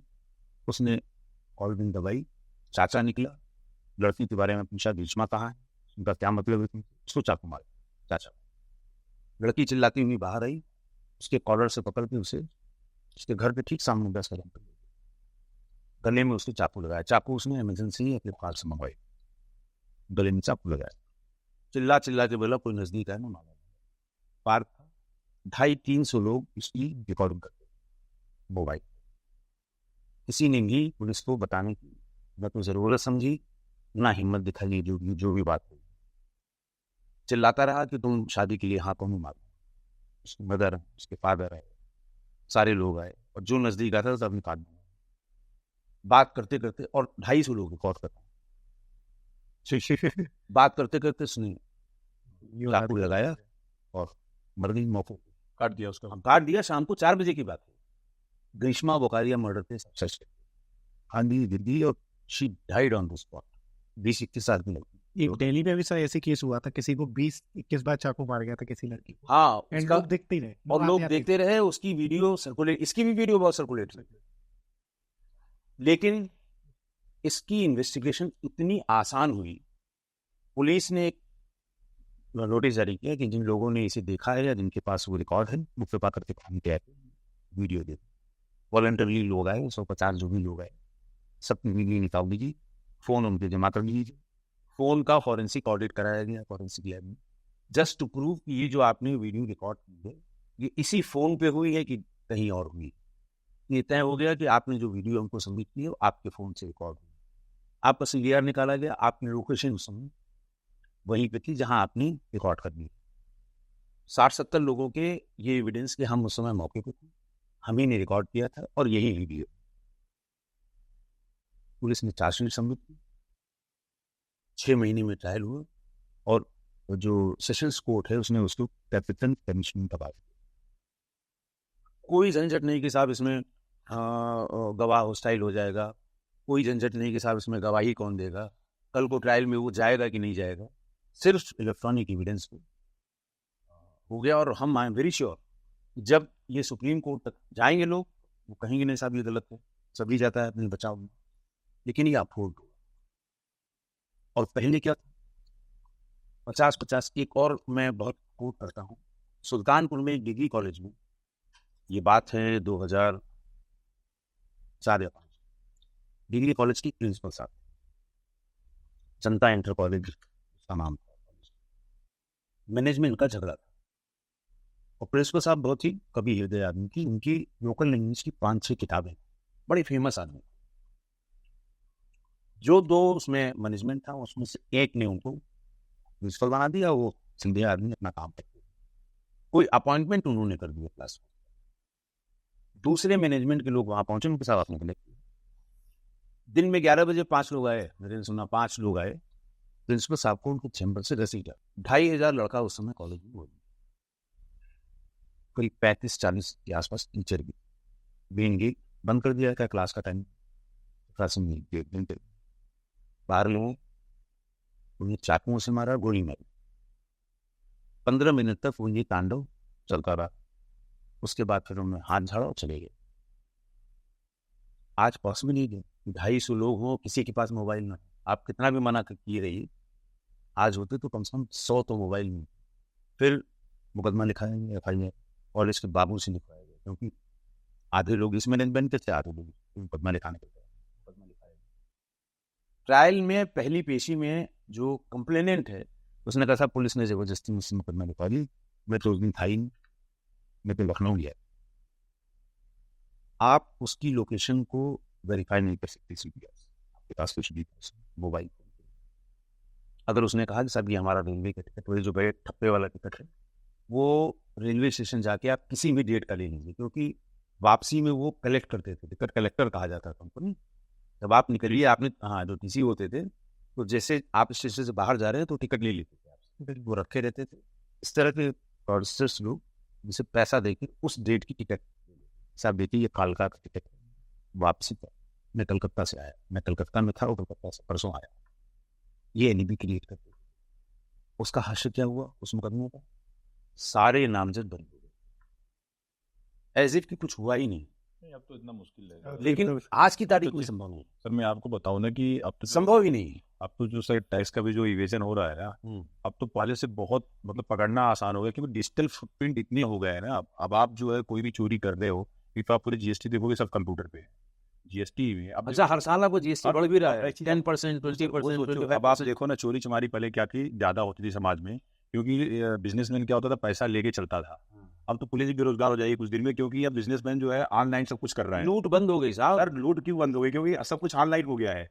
अब ये डिजिटल एरा में तो सिर्फ हिट एंड रन क्राइम है, मोबाइल छीनेगा आपका, चेन छीनेगी आपकी, जो 2-4 मिनट 5 मिनट में। देखिए पहले पुलिस में सबसे बड़ा आरोप था कि घटना के घंटों बाद 112 ने पूरे देश, सारी मूवी में ये दिखाई जाता था कि पुलिस हमेशा की तरह देर में पहुंचेगी पुलिस। लेकिन आज की तारीख में रिस्पांस टाइम शहर में 7 मिनट है। तो लूट जो आप बता रहे हो ना सर, लूट तो हो गई कम हो गई, सब डिजिटल चोरी हो रही है। अब डिजिटल चोरी को पकड़ना जो है ना सर बहुत आसान है, क्योंकि अगर एक इन्वेस्टिगेटिंग ऑफिसर है तो वो पूरे फुटप्रिंट जो आप बता रहे हो ना, पहले के जमाने में कोई सबूत नहीं होता था कि आप वहां थे नहीं थे।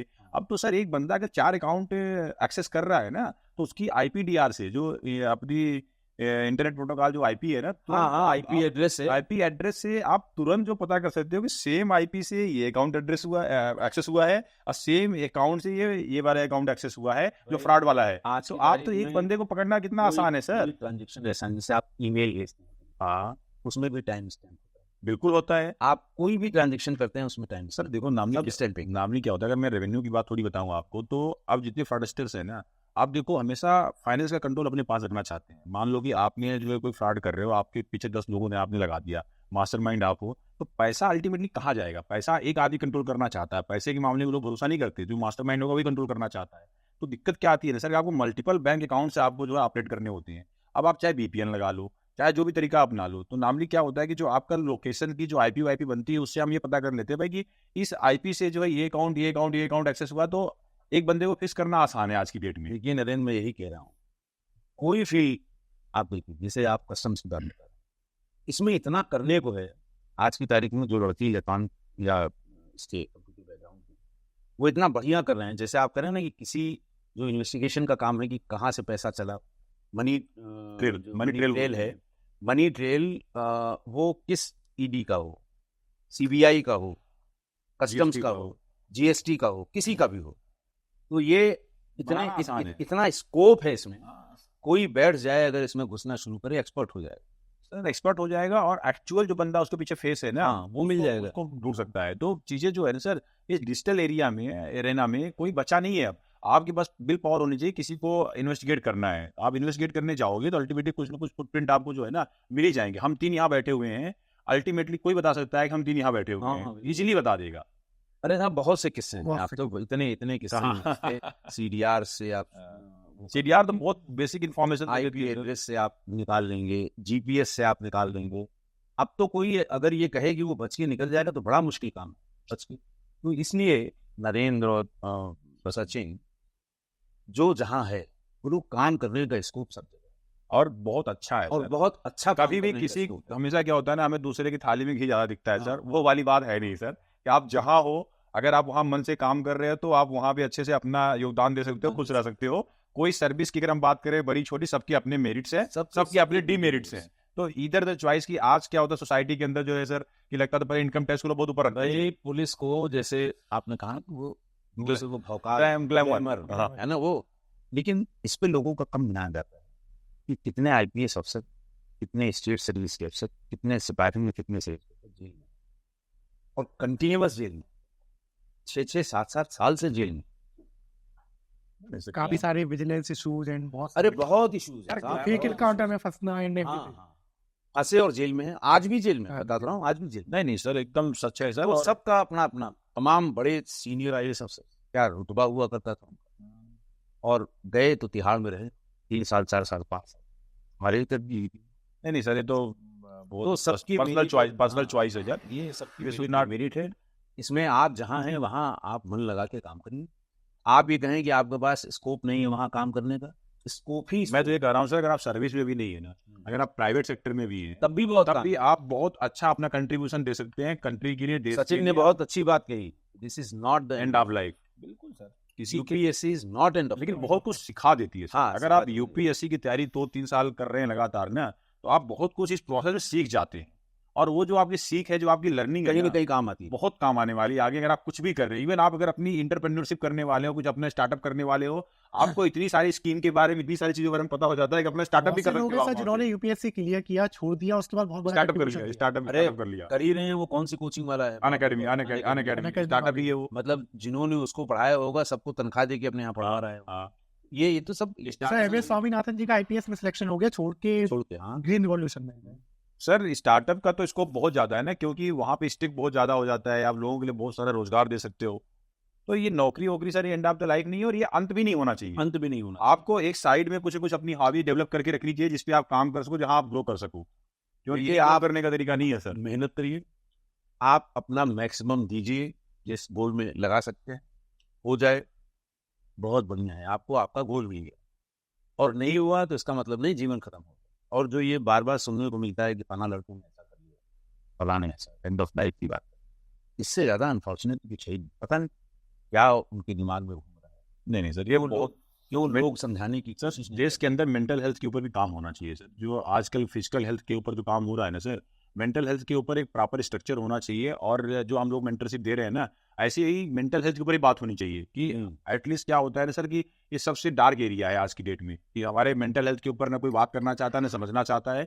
बस बंदा कोई डिप्रेस हो गया तो बोलते हैं कोई बीमारी है। हमारे समय में आपको समझती था कि डिप्रेशन कोई नाम बीमारी नहीं होती थी, जानते थे हम लोग। माँ बाप जब मौका मिलता तो थप्पड़ मार के सीधा कर देते थे। मतलब कोई डिप्रेशन कोई भी आता बजा लेता था। ज्यादा ज्ञान जो है ना, ज्यादा ज्ञान, ये जो इंटरनेट से ज्ञान परोसा जा रहा है, नहीं समझ। आजकल सर 9-10 साल के बच्चे जो है सर वो डिप्रेशन बोलते हैं, उनको डिप्रेशन हो गया है, टीचर ने डिप्रेस कर दिया है। पहले तो ऐसा कुछ होता नहीं था, टीचर 10 घंटे में मारता, सारा डिप्रेशन दूर। मतलब लिटरली सचिन आजकल के बच्चे ये डिप्रेशन शब्द का इस्तेमाल करने लगे हैं यार। तो मेंटल हेल्थ के ऊपर भी सर एक मतलब बातचीत होनी चाहिए सर। ये भी है ना, आजकल सोशल मीडिया की वजह से कंपैरिजन और ज्यादा बढ़ गया।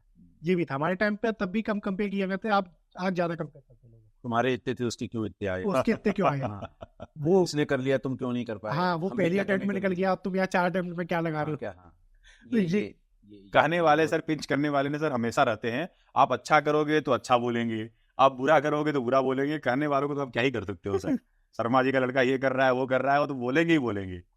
तो भाई तो इसका कोई लिमिट नहीं है। कह रहे हैं ना कि जो ये कंपेयर करने वाली बात है, ये बड़ा लेटेस्ट डेवलपमेंट। हर जगह कंपेयर, हर जगह कंपेयर। छोटे क्लास में तो कंपेयर, बड़े क्लास में पहुंचे तो कंपेयर, प्रमोशन देने गया तो कंपेयर। यही क्या मतलब, यही तो समझ है लाइफ की ना सर। अगर जिसको लाइफ की समझ है वो अपने आप से अपनी तुलना करता है कि मैं कल से आज कितना बेहतर हुआ।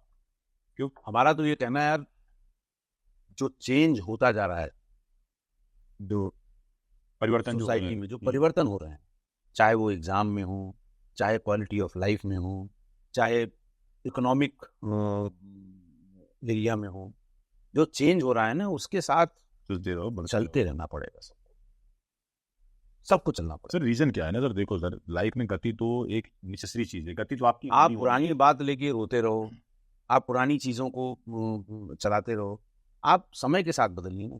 किसने कभी सोचा था कि मोबाइल जैसा भी एक यंत्र आएगा जो पूरे जीवन को ही अपने में कैद कर लेगा? कभी किसी ने सोचा? नहीं सर, बिल्कुल नहीं सोचा था। मैं हमेशा यही मानता हूँ। घड़ियां ऑब्सलीट हो गई, लोगों ने घड़ी लगानी बंद कर दी, डिजिटल एरा आ गया। रेडियो लोगों ने सुनना बंद कर दिया, एफएम सुन लेते हैं उसको। अब तो 4G 5G की स्पीड आ गई है, टीवी भी उसी पे देख लेते हैं। घर पे टीवी देखने वालों की संख्या भी बहुत कम है। न्यूज चैनल लाइन स्ट्रीमिंग का लगा लिया, टीवी देखने, खबरें उनको सब मिल जाती हैं।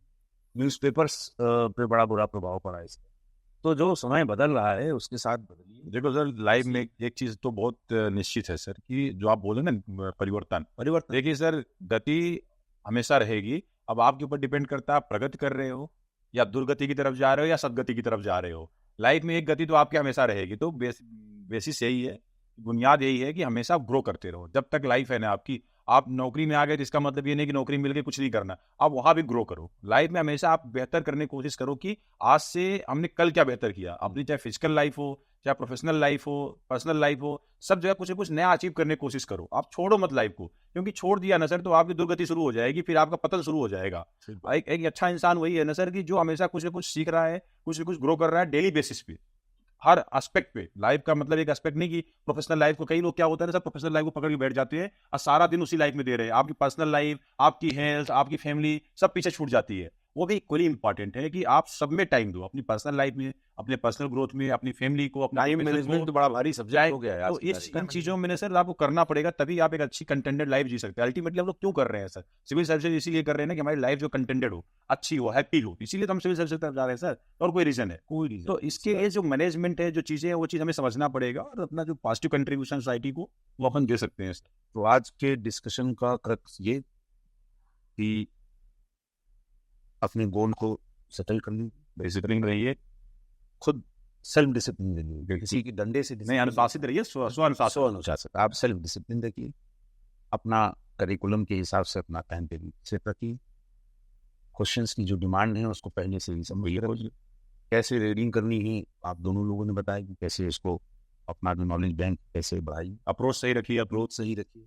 और फिर आप के भाग्य से आपको जहाँ जगह मिल रही है, अगर आप पहुँच जाते हैं वहाँ पर, तो उसको ये अपना बेस्ट उसको दीजिए और खुश रहिए। सबसे इम्पोर्टेंट है कि खुश रहिए। तो इसमें अगर आपको क्या कहना है फाइनली? सर बिल्कुल सर, पहली बात तो सर आपका जो गोल है वो सेट होना चाहिए। आजकल लोगों के गोल सेट नहीं होते, एंड जब आप एक बार गोल सेट कर ले तो फिर वही गोल है, डेडिकेशन, कमिटमेंट। उस समय ये नहीं सोच रहा कि यार नहीं हो पाया तो हम क्या करेंगे, नहीं हो पाया तो उसके बाद भी बहुत सारी चीज़ें हैं दुनिया में करने, तो वो चीज़ें इंपॉर्टेंट है। अपना और रेजिलियंस आपको हमेशा ही ध्यान रखना है, बहुत आइडियलिस्टिक गोल नहीं रखनी, टू बी ग्राउंड देना है कि हो सकता है कि मैं नहीं कर पाऊँ, लेकिन तब भी I will always stand on my ground. और हम्बलनेस है ना, ऐसा कुछ नहीं कि कोई बहुत ज़्यादा ग्लैमर हो इस सर्विस के संग एसोसिएटेड। जब सर्विस में आएंगे आपको पता चल जाएगा, तो हमेशा सारी गलतफहमियां दूर हो जाएंगी, सारी गलतफहमियां दूर हो जाएंगी। एंड मेन थिंग इज आप जिस फील्ड में जाए बस वहाँ आप अपना बेस्ट बस अपना बेस्ट चाहे जहाँ जाएं आप। चाहे आई हैव सीन द उसमें एक मैं ऐड करूंगा जो ये कहते हैं चाहे आप प्राइवेट में ही हो लेकिन वहाँ अपना best। प्राइवेट में बेस्ट दीजिए। बहुत सारे लोग मैं प्राइवेट में जाता हूँ and they have done very wonderful. Even the person who like digital India revolution हाँ दिल्ली कली और भी बहुत सारे प्राइवेट के लोग बहुत से जिन्होंने लोग। गवर्नमेंट में काफी कंट्रीब्यूशन दिया। मैं सर आखिर में यही बोलना चाहूँगा सब जो लोग सुन रहे हैं कि अगर आप किसी चीज़ से बिलीव करते हो तो आपको मिल सकता है, आपको अचीव कर सकते हो। बिलीव करिए, अचीव करिए, मतलब अपने ऊपर फेथ रखिए।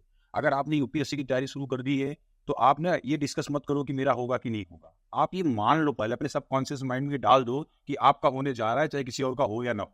अगर आपने थोड़ा भी संशय रखा ना, तो अपने फिलॉसफी बोलते नहीं, संशय विनश्यति आत्मा, संशय से आत्मा का विनाश होता है। अगर आपने दुविधा पाल ली कि मेरा होगा कि नहीं होगा, तो आपका तो नहीं ही होने जा रहा है। मैं ये मानता हूं, अगर आपने बिलीव कर लिया, अपने अंदर वो चीज डाल दी कि मेरा होने जा रहा है, तो आपका सबकॉन्शियस माइंड आपको कुछ न कुछ ऐसा निकाल के देगा कि आप बेहतर कर जाओगे। तो पहले बिलीव करो, और बिलीव का ही फार्मूला है अचीवमेंट का। अगर आपको बिलीव हो गया तो आप अचीव कर लोगे, चाहे वो गलत हो चाहे सही हो, जो भी आपने बिलीव कर लिया। अगर आपने पत्थर को भगवान मान लिया तो आपके अंदर वैसे ही परिवर्तन आने शुरू हो जाएंगे कि ये भगवान आपके ऊपर आशीर्वाद बनाए हैं और आप काम कर रहे हो, अच्छा होना शुरू हो जाएगा। अगर आप उसको पत्थर मानते हो तो कोई भावना आपके अंदर, कोई परिवर्तन नहीं आएगा। मैं तो बहुत फर्म बिलीव करता हूँ सर कि मैं अगर किसी चीज बिलीव कर लिया, इसे अचीव कर सकता हूँ, तो मैं अचीव भी करता हूँ। तो सिंपल है भैया, अपने ऊपर भरोसा रखो, विश्वास रखो, अनुशासित रहो। आप जीवन में जो चाहते हो आपको मिलेगा, लेकिन डाउट मत रखो। संदेह रखोगे कहीं नहीं जाओगे, फंस जाओगे। संदेह मत रखो। अगर एक रास्ता चुन लिया है, उस रास्ते बढ़ गए हो तो बढ़ जाओ। फिर मत सोचो कि पीछे क्या होगा, नहीं होगा। क्यों नहीं होगा सर? जो चाहेगा, इंसान ही जो चाहता है वही करता है सर। अगर एक बंदे ने चाह लिया तो बहुत छोटा सा एग्जाम है सर, इसे पास करना तो बहुत ही आसान है। तो आज का डिस्कशन बहुत नहीं, समाप्त करते हैं सर। फ्रूटफुल रहा, नंबर 1। नंबर 2, बच्चों को जो सबके एक्सपीरियंस से बात निकली कि अपना गोल सेट करें, अपना अनुशासन रखें और अपने पर बिलीव करें। बिल्कुल, ज्ञान की बहुत धाराएं बह रही और हैं, क्या, उनके बहुत चक्कर में पड़ने की आप अपने ज्ञान को मजबूत करिए और आगे बढ़िए। और जैसा नरेंद्र बार बार कहते हैं कि अगर आपने मान लिया है कि होगा तो होगा, फिर होगा, कैसे नहीं होगा। डाउट तो मत रखो, संदेह मत रखो। संदेह मत रखो। आपको ही नहीं पता कि मेरा होगा कि नहीं होगा, तो पड़ोसी को क्या पता और इंटरव्यूअर को क्या पता, क्यों सेलेक्ट करेगा आप? इसलिए सब अरे भरोसा तो रखो। जो भी एक्सपीरियंस हैं, उन सबसे मैं यही कहूँगा कि लोगों का जो उनका जो सार था उनके एक्सपीरियंस का, ये इनका भी और इनका भी, उस सार को ग्रहण करें और मेहनत करें, भरोसा रखिए, मेहनत भरोसा करिए, रखिए, अनुशासित रहिए, सफलता आपकी है। सफलता। That's all। चलिए, बहुत बहुत thank you sir, Thank you, thank you so much sir.